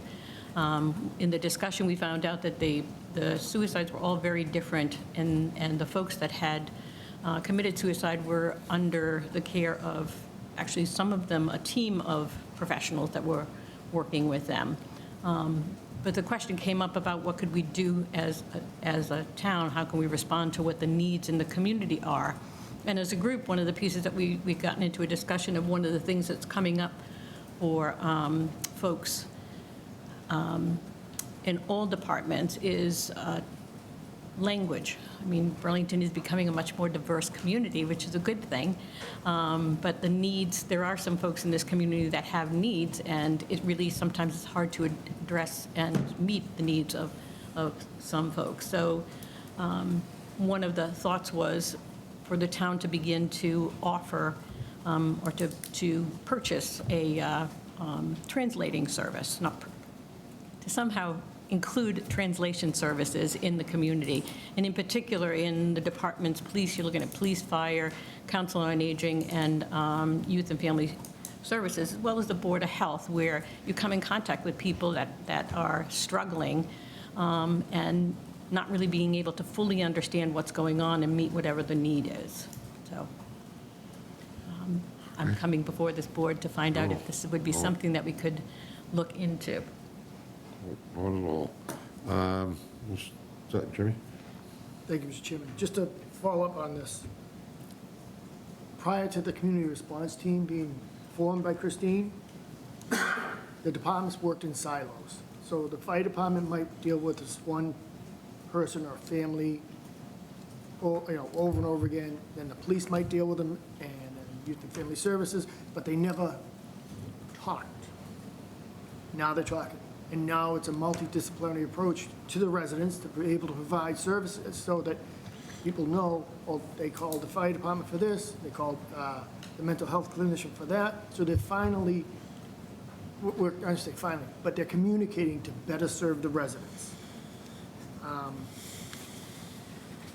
What I was hoping, so what I did is I went to the meeting, and then I met with the director of interpretive services at Leahy. I figured who better to reach out to, but Leahy Clinic, one of our partners. And Kimberly from Leahy gave me an unbelievable demonstration both on the programs they use. They have 2 vendors, just in case there's a problem with one, they go to the other. But they're staffed, the programs that they use, they're staffed by what's called certified medical interpreters. So they're familiar with HIPAA laws, familiar with mental health terms, physical health issues. So that's their job, is to interpret someone in need, for someone in need. I found out that, so whether it be someone going to the wrong agency to pay a tax bill or to come even to the town hall, just to have something in a building where we can use to better serve the residents within certain parameters. It can't be for everyday use, it can't be for non-essential issues, and those will have to be determined. But I was talking to the fire chief earlier. When they have someone in the back of the ambulance who doesn't speak English, what do you do? And he says, we can't do anything. Not even someone in distress are they able to communicate. They can't tell the paramedics what's bothering them, what hurts, or where they're injured, because they can't talk. And we're talking about a communication plan. I think it's a great way to get communication out to all of our residents. Leahy has offered, they also American Sign Language. If you do obviously the video version, they have American Sign Language available. Leahy had 103 different languages spoken last year through this service. And Kimberly's offered to do a demonstration for the community response team. However, she told me that it only works on Leahy's Wi-Fi. Okay. So we'd have to go there to see it as opposed to her coming to us. So I am absolutely, again, it's a pay-by-minute service. We don't know the cost. We don't know the use. So this is going to be like a dry run or a trial to see how much we use this. So that was just trying to clarify or follow up what Christine said. I really have no questions. Great. Thank you. Mike? Thank you, Mr. Chairman. Just a little background on how this all came about. Jim and I were talking, and we heard about the week, about the tragedies, and it just really kind of hit us like a ton of bricks. 3 in 1 week, people in our community, our neighbors, our friends. And the mental health issue is an ongoing issue that plagues not only Burlington, but the nation in general. And since I've been on the board, I've been trying to think of ways that we as a board can do more to help you and other town departments and other organizations promote good mental health. And I felt really helpless that we haven't really thought of ways. And when this happened, and thank you for everything you do with Youth and Family Services. You do such a great service for so many people in our town. I don't think even many people know how much you guys do. And Jim and I have been to a community response team meeting. Thank you for that and all you guys do. I love the fact that we are taking different boards and different organizations, police, fire, council on aging, board of health, even Christine from the schools, all getting together in a room and saying, hey, what are you seeing? Talking about different cases, talking about things that, you can share information and help each other, and just kind of giving us a cohesion, because as Jim said, a lot of times in our town government, the way it's set up, we work in silos, and everyone is very busy and very focused on their own individual responsibilities and issues, and sometimes we don't know that maybe another, department across the way is working on the same case, and that sharing of knowledge and working together has done nothing but, I think, improve the quality of life here in Burlington. So I think it's such a great thing that you guys are doing that. And in doing this, and out of such a bad, tragic week, at least we have learned from the community response team and all of you getting together, this was a real need, not only from Youth and Family Services, but Council on Aging, police, fire. So from the community response team meeting, this came out as, hey, I need that too. Hey, I need that too. Just another wonderful example of how collaboration can help get things done. So we were talking, and what we want to do is take a look at what Leahy uses. I think we saw a brief, I was looking on the website, they have actually, from a smartphone, they can have a translator help, and they can do it in the back of an ambulance, they can do it in a town office, and what they can do is really connect people and help people get the information and the services they need. So taking the talented individuals we have on police, fire, and town government and town departments, and using this service to talk to our residents, it just makes everything work smoother. It makes people feel like they can be heard, makes people feel like they can get things done and not be afraid to go to a town office because they speak a different language. And this is so important, and this is such an important connection to make.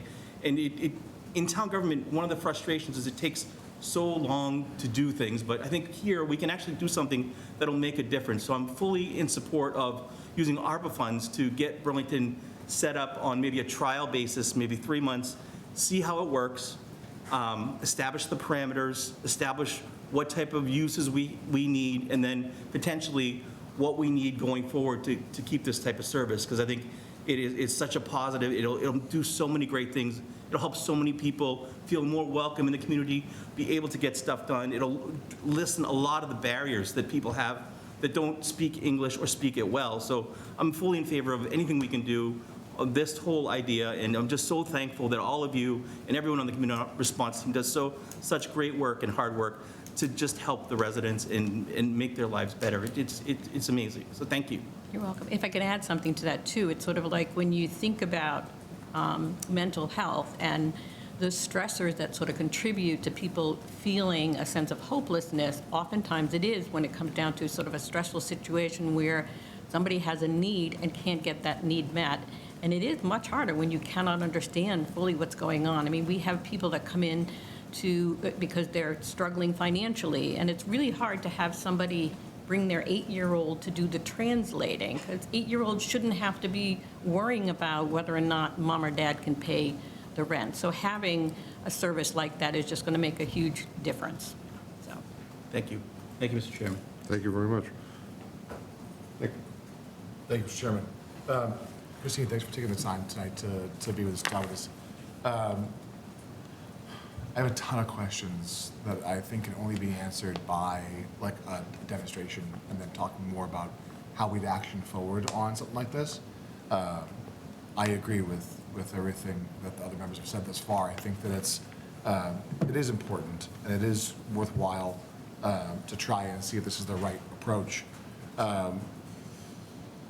With the school population being as diverse as it is, and I know that for communications, they'll send things out, like documentation, Google translated for folks so that people have access to things more readily. Were the schools doing anything in terms of, translation services already? Like, I mean, the schools do have something in terms of translation services already. They do. It's done by phone. The hard piece about the phone is you've got one phone and one phone. Right. It's not an easy fix, if you would. Yeah. And so I know for our department, when we're working with children that are in the school system or families of children in the school system, we can access that service. And it's been helpful. It doesn't cover everything, but it certainly has been helpful. Yeah.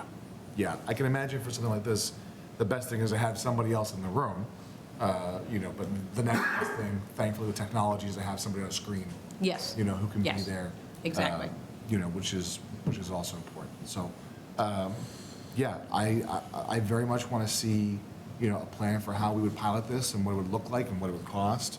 And then how we might look at the data, like what we would consider good data, to understand how it's being utilized when we do the pilot, all those kinds of things. And then I think, Jim, what you were saying was because it's a pay-by-minute service, understanding what that, by minute cost is and,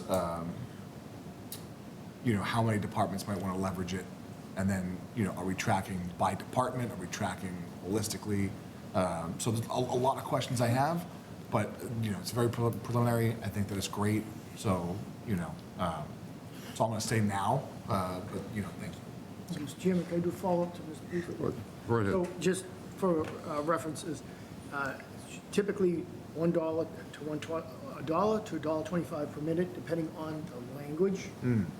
And they do track who calls, the number of times they call. So if you find one department is using it a lot more than another, you can find out who's using it. You can even enter operator like IDs to see if it's an employee. It's very extensive. It's Awesome. phenomenal, let me tell you. So I just wanted to clear those up. That's great, I appreciate that, Jim.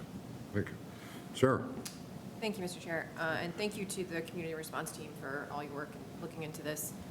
It's unfortunate that it sort of came about from a rough week for a lot of people, Right. but this is clearly a need in town. It's a gap in our service, and I only see the need increasing. So the tools and the technology is out there. Now we just have to look into it and see how we can adapt it to our needs and to the needs of the community.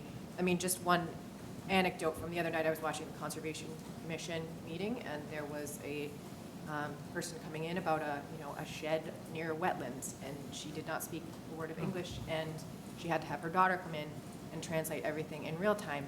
And if her daughter's not there or available, kind of out of, she's just kind of lost out there. So it goes across a lot of different needs in town, whether, it's an emergency situation or if it's coming to one of our town hall buildings. I really think it's something that needs to be explored, and I fully support that. Thank you. I can't say any more. That's why I have such a great board. I just sit here and go, okay, thank you. I don't know what to say. They've done a great job, so on board. Oh, One comment? sure. Yeah, thank you, Mr. Chair. The name of the company that Leahy uses for anyone watching it's called Cyracom, and it was a very informative website if anyone wants to check it out, see what we're looking at and what Leahy uses, and something we'll be looking into.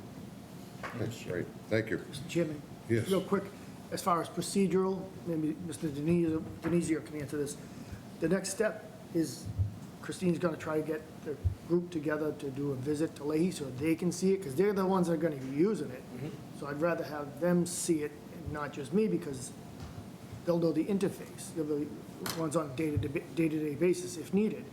So do we need to approve this? Do we need, just the ARPA money is okay, or how?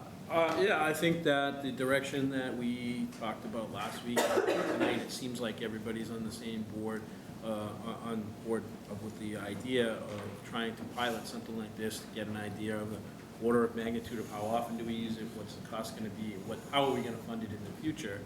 I think it's important to consider that there's other products that can accomplish similar goals, that maybe that this is the emergency product we use, but then something that's at the Council on Aging is more of a translation app or something like that we may have to buy, or a different service to translate some of our documents. So it may be a few different things that we're going to have to use. That's to answer your process question. But as far as what do we need, I think the direction we got from the board tonight is enough for this to get started.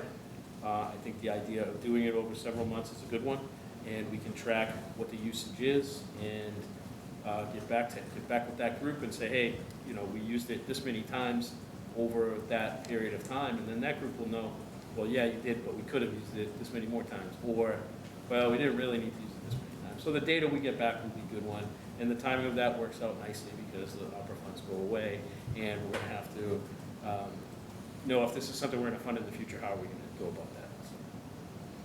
Yes, Michael. Thank you, Mr. Chairman. Just a question and follow-up from Mr. Denizio. When do the ARPA funds have to be spent by? December 31st. December 31st. And I think, to your point, another thing we can do is check with other municipalities and see if they use any services like this, and if there are other ones out there that might work better for the town. We could definitely do some legwork there and see, just to make sure we're getting the right solution for us as a town. Yep. So I have a school nurse living in my house who uses an app every single day, even during the summer, to talk to parents of students that don't speak English about vaccinations and medical issues. And so I know I've seen some of these in action. So I know there are others out there, and how helpful they can be, or how lost you can be without them. Thank you. Thank you. Okay. I guess that's it, just for discussion, right? No, Okay. we're good. All set? Thank you. Thank you so much. Appreciate it. Okay. Thank you. Christine, is that your water bottle? Yes, thank you. Yeah. I'm notorious for You should leaving it see behind. next. All right, Gotta stay hydrated. Yeah. 177. Mr. Denizio? I think, I can take this one. Go right ahead. Hopefully I don't muck it up, but You won't. usually my pal Sam Hockenberry has been taking the lead on municipal aggregation, and I just kind of want to sing his praises a little bit. He's done a ton to work with our consultants, get all the information, and then disseminate it in a way that really makes sense. He was able to put up a web page, which is on our select board page under general. There's a whole section on municipal aggregation. I believe it's live now, and it has information on the supplier, key dates, FAQs, resources. But just, as an overview or a summary, municipal aggregation is a part of our supply side of our electric bills. And we were able to lock in on a rate of 0.13229 per kilowatt hour.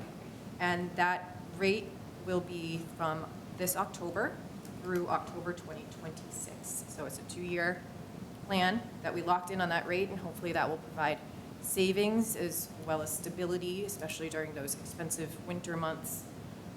And that's sort of the goal here with municipal aggregation. Letters will be mailed out about this to everyone who is currently on the basic Eversource plan. And those are going out August 15th. The initial, as we've explained before about this plan, everybody is automatically opted in, but you can opt out right up front, or at any time during this plan, you can opt out. The initial opt-out window ends on September 18th. And our contract with, supplier, I believe is Constellation. Eversource will still be the delivery provider, so your bills are still gonna look similar. It's just on the supply side where it will look different. And if you go to the web page, there's actually an example of what the bill would look like. And so people can sort of keep an eye on that. There's also an example of what the letter will look like that they'll be receiving about this. So the initial opt-out window ends 9/18. The contract begins in October, and it will be the meter reading from October reflected on your November bill. So that's where you're going to see that new rate. We're still working on getting the word out just in any way we can. I know Sam did a great interview with BCAT, and that's out there for people to see. Also, we're going to be holding in-person events at Council on Aging and at Grandview, where the consultant we've been working with will be there, as well as town administration, and it's an opportunity to learn more, get an overview, as well as just ask questions, and really just get the community informed on this. I've also suggested a possible virtual community forum for those who maybe not be able to make an in-person event, or just prefer a virtual. Some people are more apt to sign online to a quick Zoom rather than going to a location. So those are what we're looking at now, but we are trying to pull out all the stops, get it out there on Facebook with all of our departments. If anybody has any suggestions, questions, they can reach out at any time. And I don't know if anybody has anything to add. Just to add, one piece is that in the backup, you can see what the letter looks like and what the card that they're going to get looks like, and how there's a simple opt-out card right on there for the resident to just sign and send back, and that can opt them out and nothing will change for them. But again, the point Paul wanted to make was if there's any ideas of how getting the word out, how we can do that. These letters are going to start showing up at the end of this week. So the more people that know, better, so they don't throw them away when they get them. Okay. Questions? Anybody? No? Thank you, Sarah, for that great update. I would great update, just add maybe a couple of strategically placed residents network posts from us about this wouldn't be you're talking 3,000 to 5,000 people are on those pages. In terms of getting the word out, I think that this is a grassroots thing. We've done the BCAT thing on our website, we're talking about it here. Sam has done a great job. Sarah, you're absolutely right about that. But maybe we just take a page each or something and just, remind folks, hey, this is happening. If you have any questions, here's your contacts. Yeah, and we're also, to that point, working on sort of a flyer that you can share on Facebook. So, Perfect. a visual, just an overview of it. Yeah. So Awesome. that's to come. At first, I thought that the initial letter was a little overwhelming, but the opt-out card is super clear. So it's like if you feel overwhelmed by the letter, read the opt-out card, go back to the letter, take your time, work your way through it. I think it has to be that comprehensive. There's no real way to make it shorter, but I think a flyer will be massively helpful. So thank you, Sarah. Thank you to Sam and to everybody in administration who worked on this, and to the folks at Commonwealth who have been helping us out. All we can say is thank you. That was a great rundown on everything. Definitely had the A game on that one, Yeah. right? Just to add Okay. to Mr. Chairman, it looks like since the envelopes, mailers are going out, the deadline to opt out of the program is September 18th. The envelope must be postmarked by that date too, unless you're automatically enrolled. That is true. However, month to month, you can opt out at any time. Any month, I was going to say, yeah, it's a rolling opt-out. the first deadline. Okay, so that was an update. No voting at all on that, okay? Thank you very much. Citizens' time. Anybody in the room? No. Read this person in the room? No, the only one, yeah. Anybody online? Don't see anybody? All right. Okay, all right. Citizens' time. Public hearing. Continue grant of location, Verizon, 33 Chestnut Ave.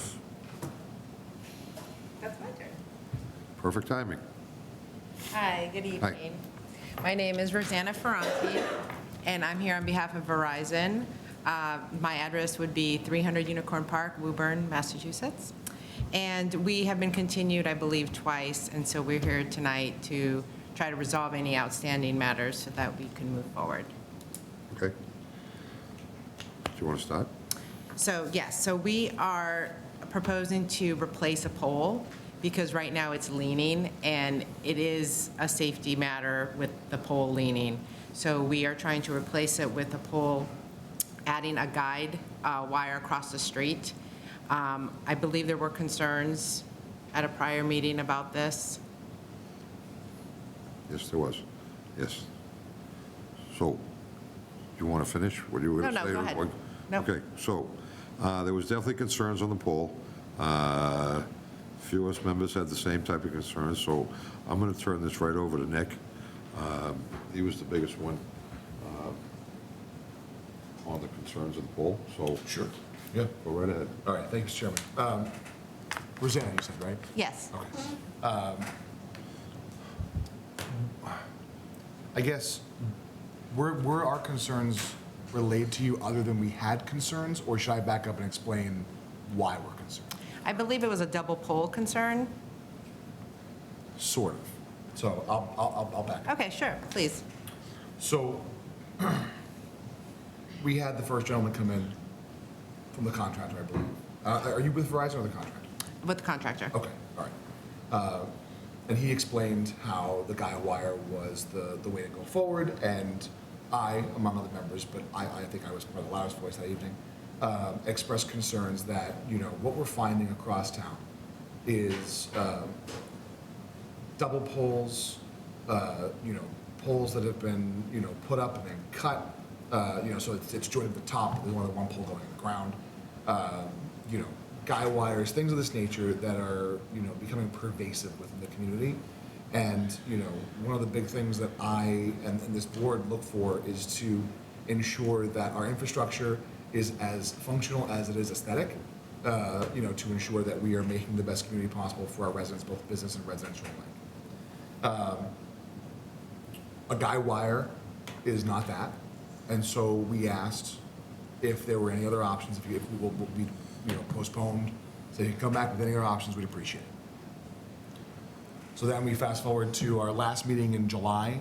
Gentleman number 2 comes in, and I'll be quite honest, it felt like it was just a lot of fear mongering. It was, okay, so the guy wire is the option. And we said, right, but we had hoped that, you were coming back with a different option. And he said, well, the only other option is to tear up the entire neighborhood to put in this one pole.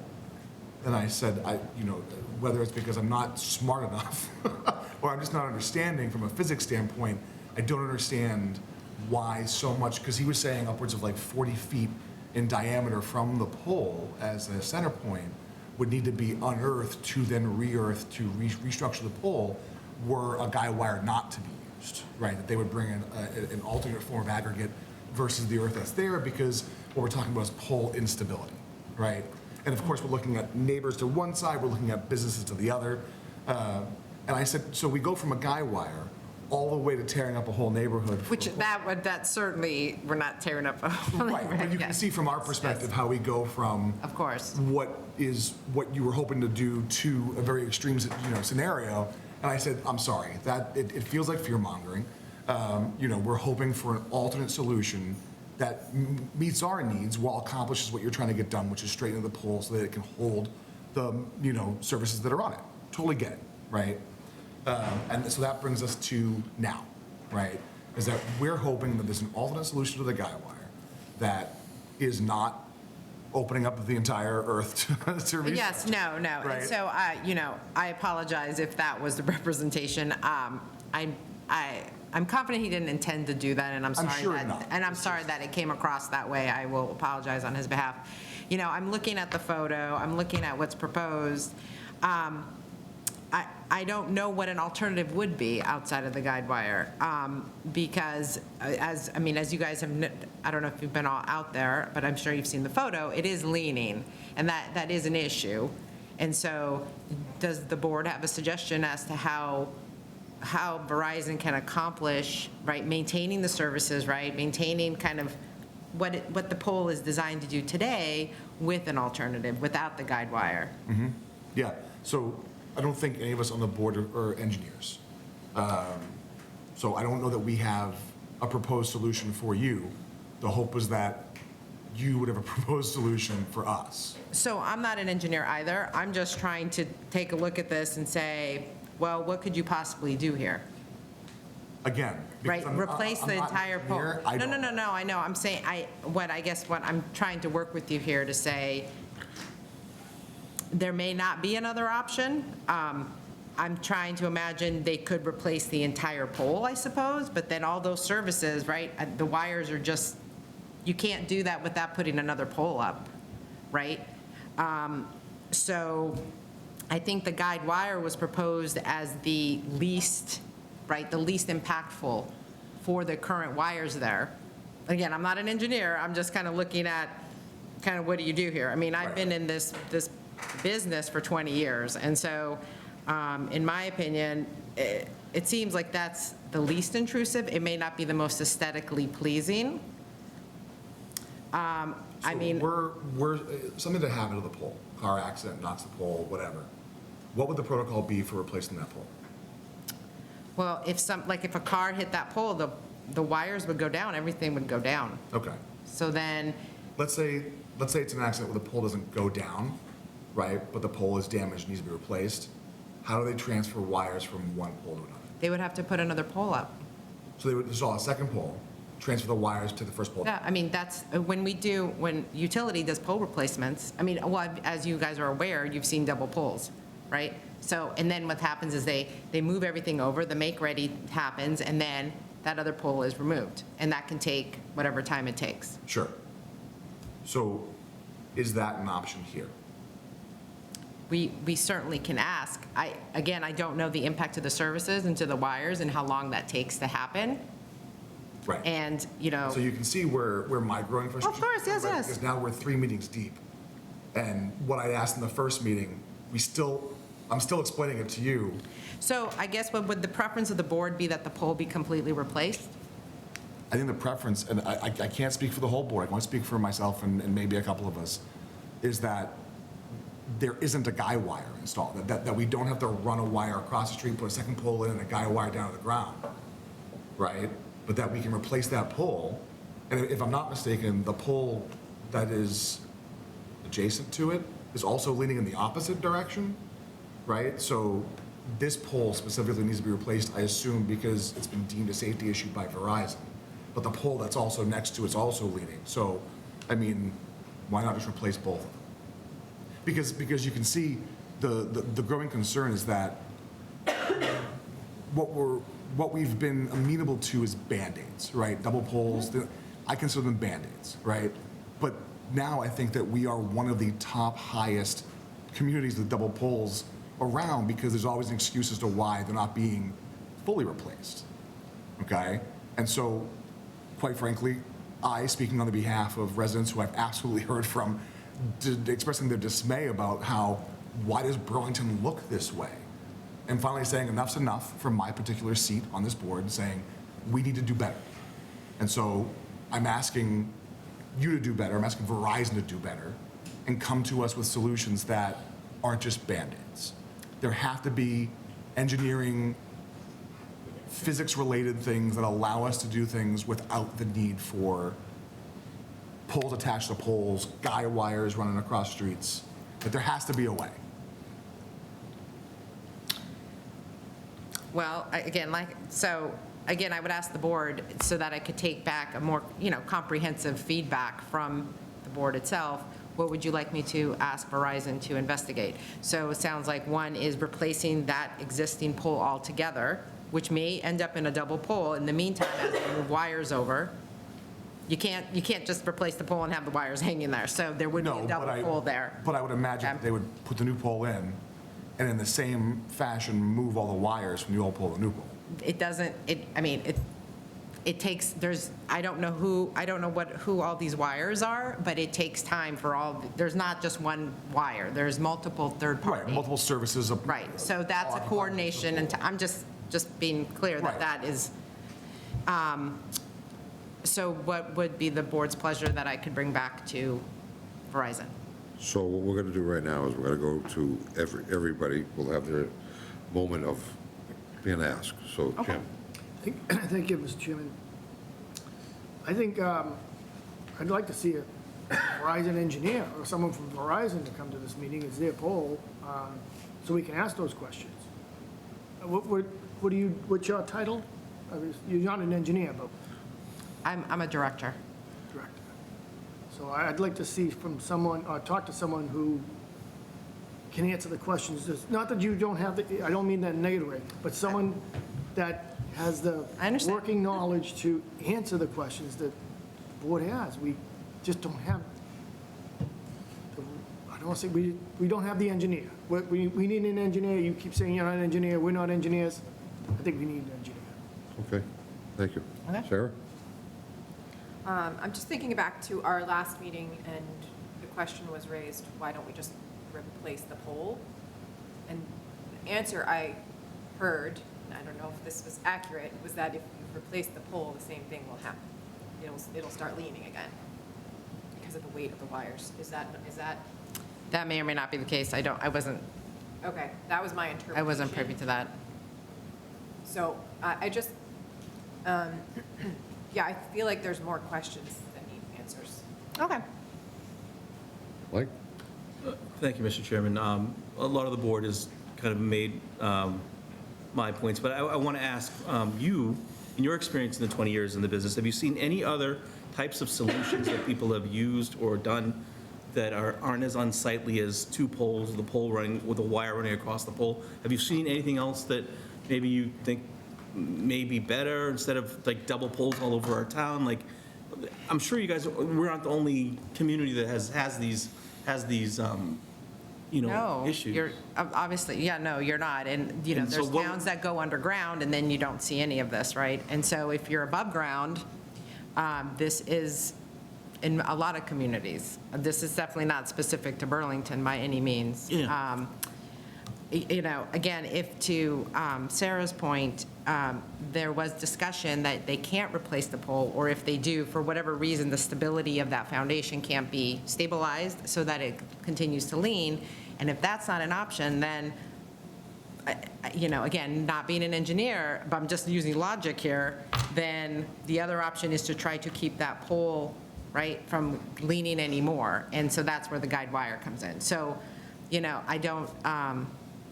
I don't know how you hide the guide wire. I don't know, aesthetically, Yeah. kind of is what it is, I guess, from a visual standpoint. But, we're happy to go back to Verizon and let them know what the feedback is here, and that, they would like to have a representative from their engineering team explain explain it in more depth and answer your questions. Yeah, and I guess as a follow-up, and again, I'm at a loss here, I'm trying to get, understand. So all across the country where the electricity and lines are above ground, the only solution is more poles and guide wires?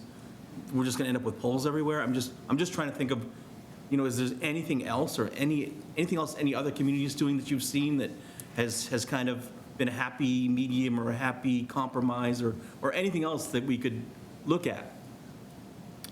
I think that's why I think some communities have decided to go underground, right? And then they eliminate that issue altogether. Okay. Well, thank you. Thank you for coming Yep. and thank you for your time. Thank you, Mr. Chairman. Welcome. Is everybody all set? Just so we're on the same page, I guess what I'm looking for isn't just to have an engineer come here and say, oh yeah, no, it has to be a guide wire, right? I'm hoping to better understand what an alternate solution would look like and why or why not it wouldn't be feasible. So that's. Fair enough. I don't know if they're going to say there's an alternate solution. I'm not sure. So we'll have to wait till they come in. Because if that's the case, then I guess that poses a different decision. Right.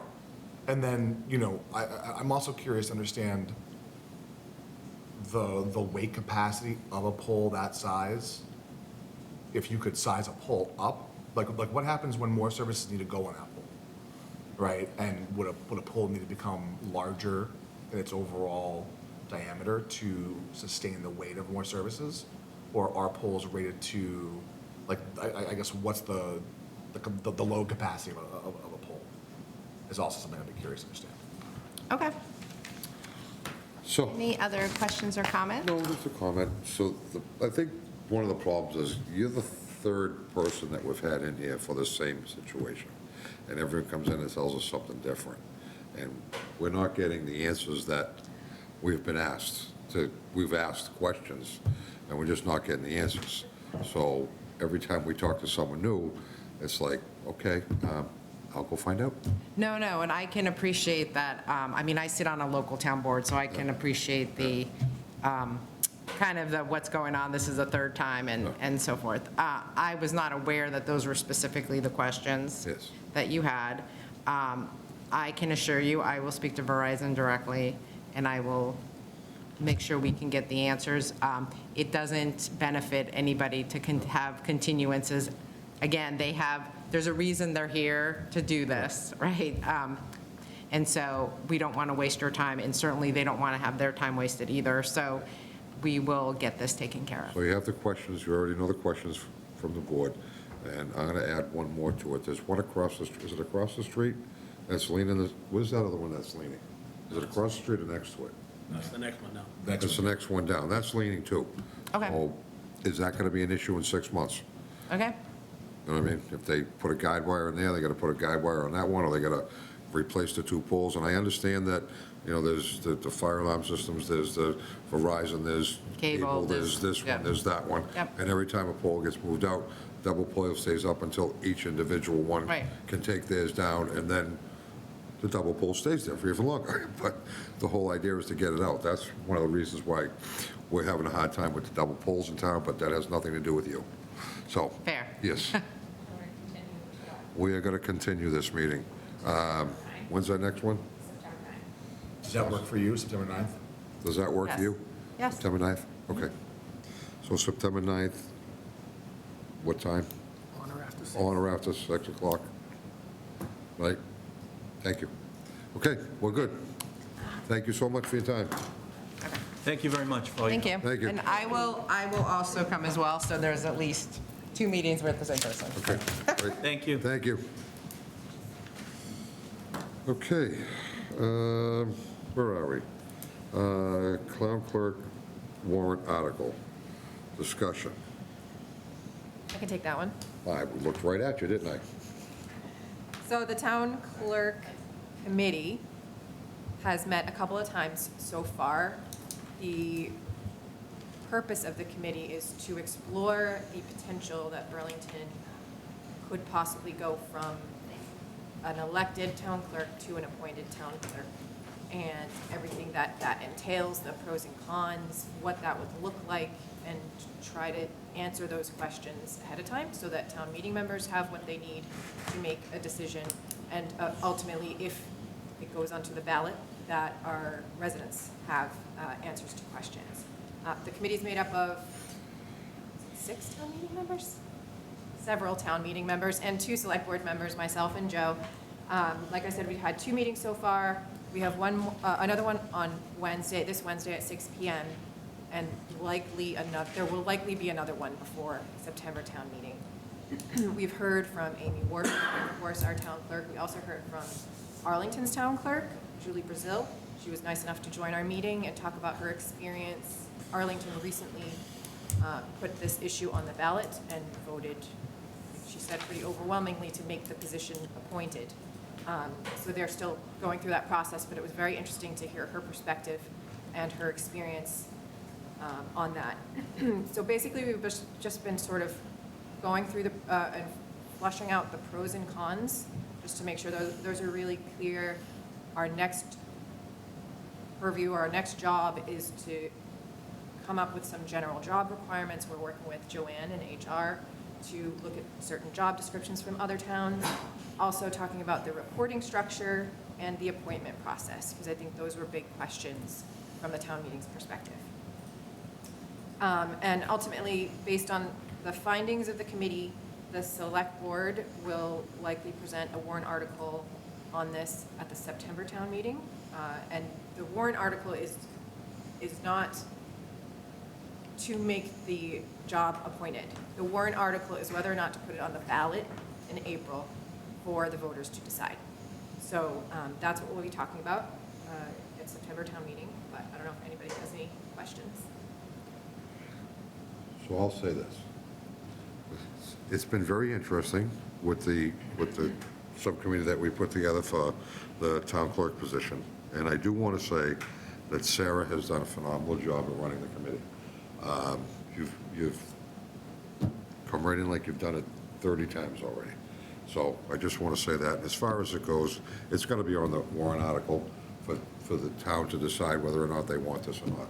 Well, with town meeting wants it. So that's all I really have to say about it. Any questions on it? Anybody else?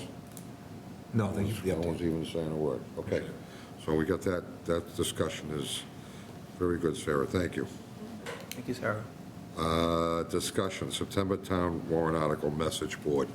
There's a couple of us on that committee, so JD, anything? JD? Oh. Yeah, so I think what Paul was hoping for here for the message board is a couple of things. There's been a sample policy kicked around, and now we're sort of at the goal line here to get it over. We've got ZBRC on Wednesday that we're going to need some representation at to go over this warrant article to change the zoning to allow for message board on the common, and then the same the following night at planning board. The idea was that a simple policy could be in place to start, which is the departments, the town departments, and those few that advertise on the common now that are allowed, that have been traditionally allowed, to grandfather them in, start with a simple policy like that, and then as we got new requests, that the board could then edit that policy or edit that list of approved organizations as it sees fit, or not. So those are why this is, it's a standing article, but those were the two things we're hoping to get out of tonight's meeting. Okay. Well, I was at the last meeting with the planning board, so one of the things they wanted us to do was come back with a criteria of what they wanted to see, what the policy was for the signs itself. I don't think we don't have a full policy yet, right? I think there's been one that's talked about a couple times. I think it was shared back in July from Paul. It has, it's from Lisa Mead. That was a very basic policy where it just had some highlight in yellow about, whether it's select board or town administrator, and, sort of just says that only town departments will go on there, and then the select board will decide if anybody can, it's at the town's sole discretion and that they can decide whether or not to put it. So there has been a policy that was kicked around a little bit. I think Paul's recommendation before at the last meeting when we talked about it was to, we could even start more simple than that and just say, the message board will only display messages from town departments and those few that we had identified that were grandfathered in. Okay.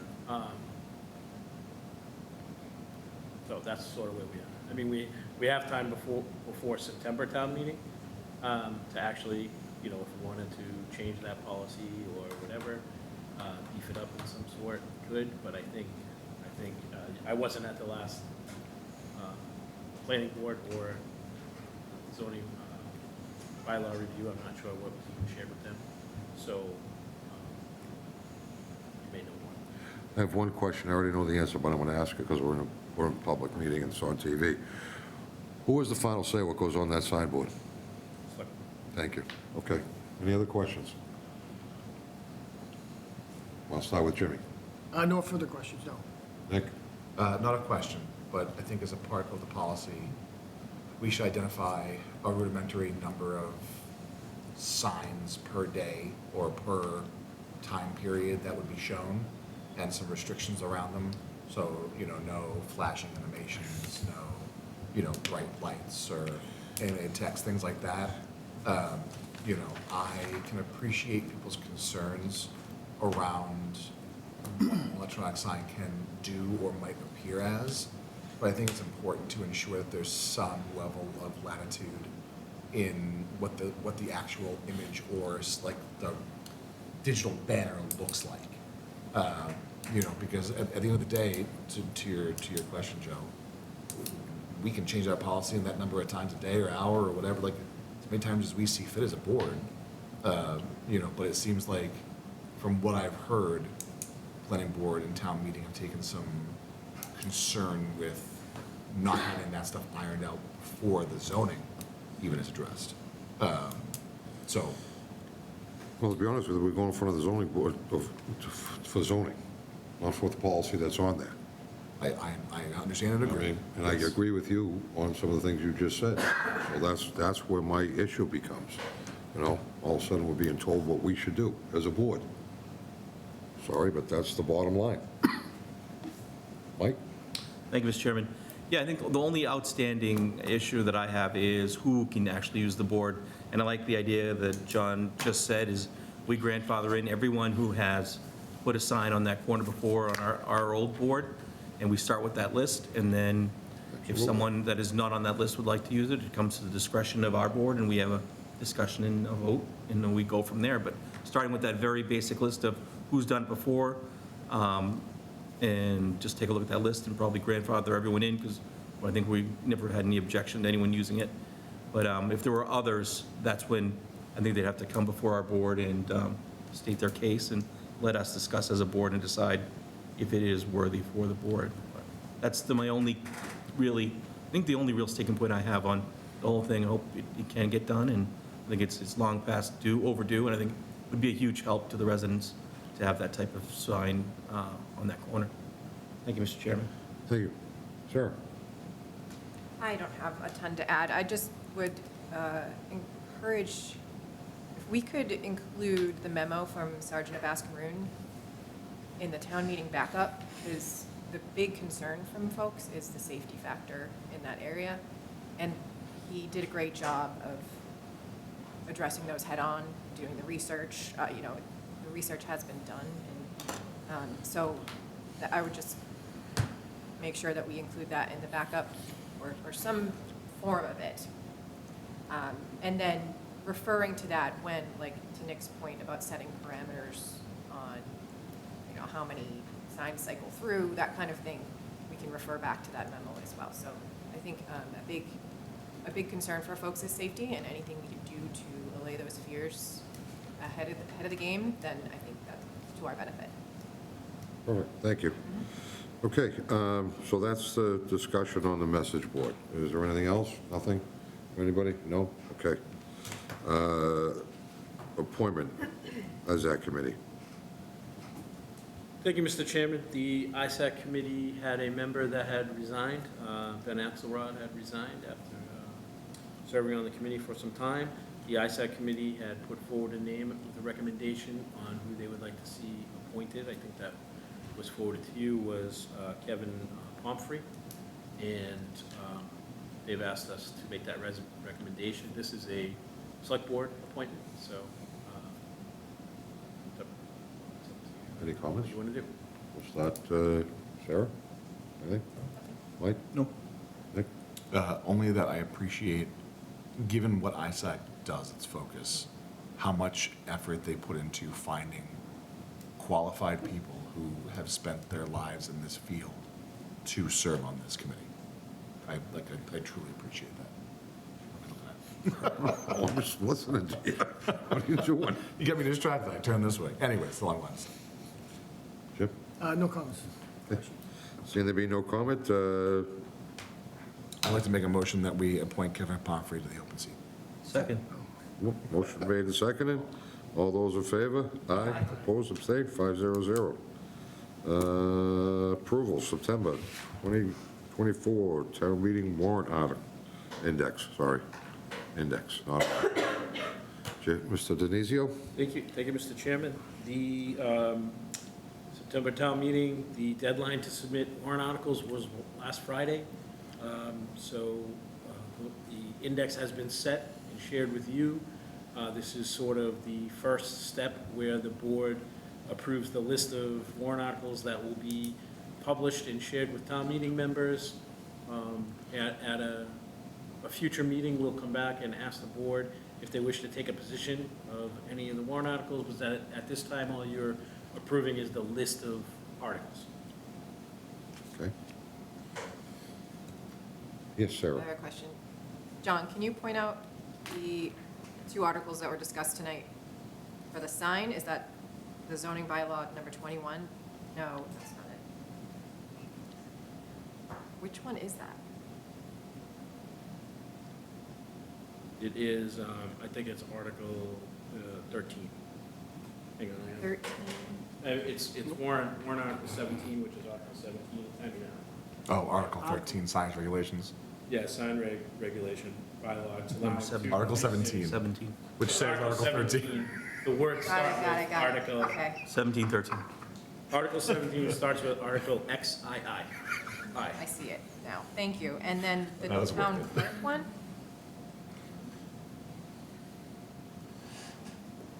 Which one's there? Town clerk?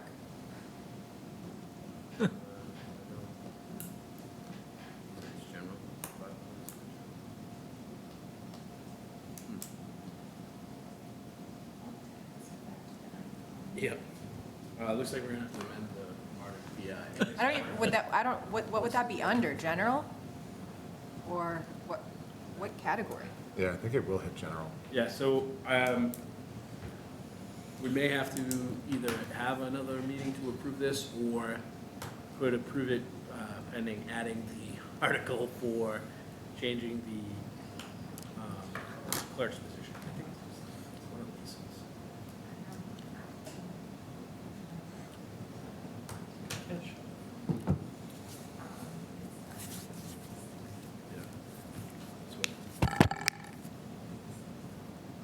Since we're asking questions. Yeah, so we're,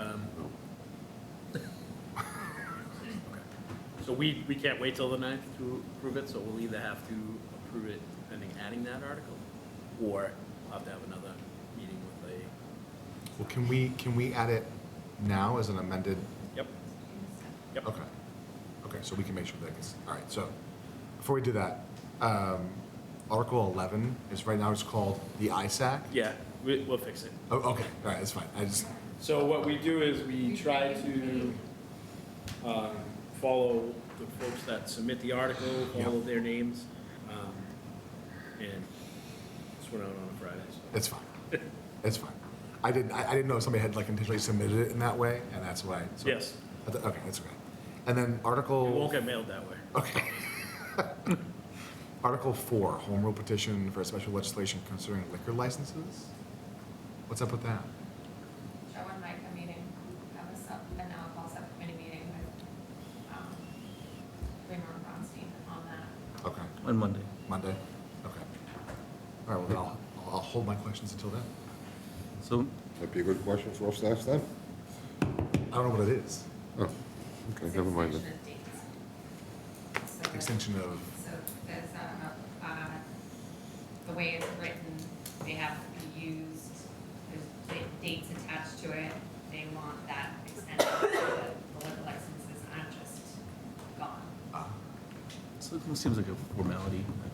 okay, I can forward you what they've submitted. Seems like as a warrant. housekeeping, sure. extending a deadline to use the liquor license. Right. Okay. All right. So Chairman, I'll make a motion to approve the September town meeting warrant as presented with the addition, pending the addition of the town clerk warrant article. Pending that addition. Is that okay? All right, that's, okay. That sounds good. Okay, so you made a motion. Second. I need, oh, okay.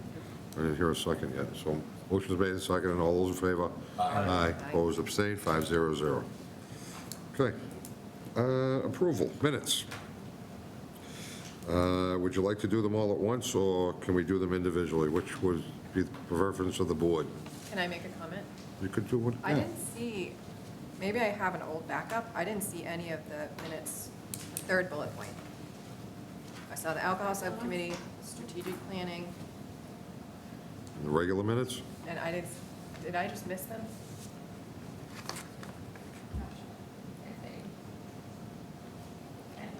Did anybody else like? So take the regular ones off if no one saw them. And just do alcohol and. She's right. So Mr. Chair will make a motion to approve the alcohol subcommittee meeting minutes from June 3rd and the strategic planning minutes from July 10th. Second. Sorry, one comment. Oh, I already emailed Lynn about this. There is just a typo in the strategic planning. They're in front of you. They are. The new ones. Yeah. Got it. No, are hard copies in front of you with the correction from Sarah today. Thank you. So moved in second. Good. So we're all set? Yep. Moving second. You guys good? Okay. All those in favor? Aye. Aye. Opposed, abstained? Okay. Let's start with the subcommittee reports. Sarah? Sure, thank you, Mr. Chair.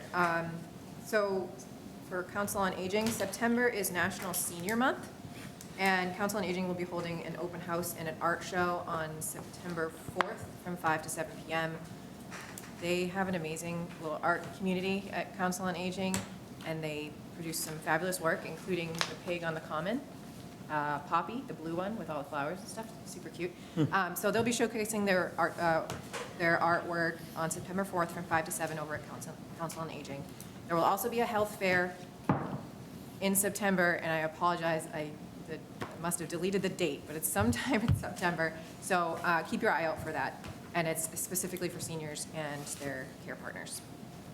I have a ton of updates for DPW. I will try not to get through, I'm not going to go through every single one, but heavy water main flushing has typically been done in the spring. Our DPW department is trying out late summer flushing to see if it's a better time to improve water quality, and it will likely be starting the end of this month, so keep your eye out for that. Mass DOT's repaving of 3A is hoping to have sidewalks done up to Pontos by the end of this construction season. They're also going to get the road repaving done in Billerica, just up to the Burlington line. There will be no full road paving in Burlington through the end of this construction year, so hopefully that starts next year. Francis Wyman repaving is currently underway and expected to be finished by end of August. And then just ongoing projects, there's so much going on. Blanchard Road sidewalks are looking good. I'm really excited for that addition. The Simons lower lot is being worked on, and the Grandview Ave pump station construction is underway. That's all I have. Thank you. Thank you. Michael? Thank you, Mr. Chairman. Just a couple of things. I wanted to give kudos to the Park and Recreation Department for another great Celebrate Burlington, another great day on the Common, a lot of activities, a lot of people out there, and they just do such a great job, our rec department, on all the programs and stuff they offer, along with Celebrate Burlington.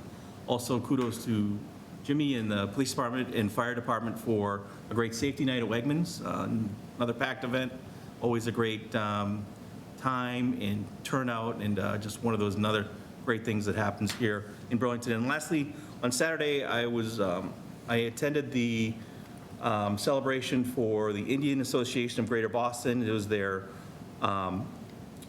Independence Day celebration event, and they have the IAGB has these all over the Commonwealth.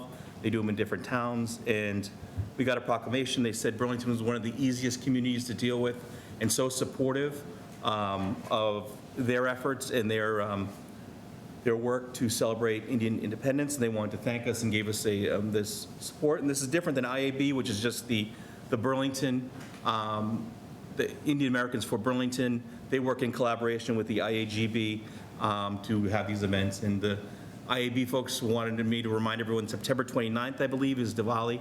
So they're hoping that we can all attend, and Mr. Randy can do his dancing as usual. So I just want to read the proclamation. Proclamation was really nice.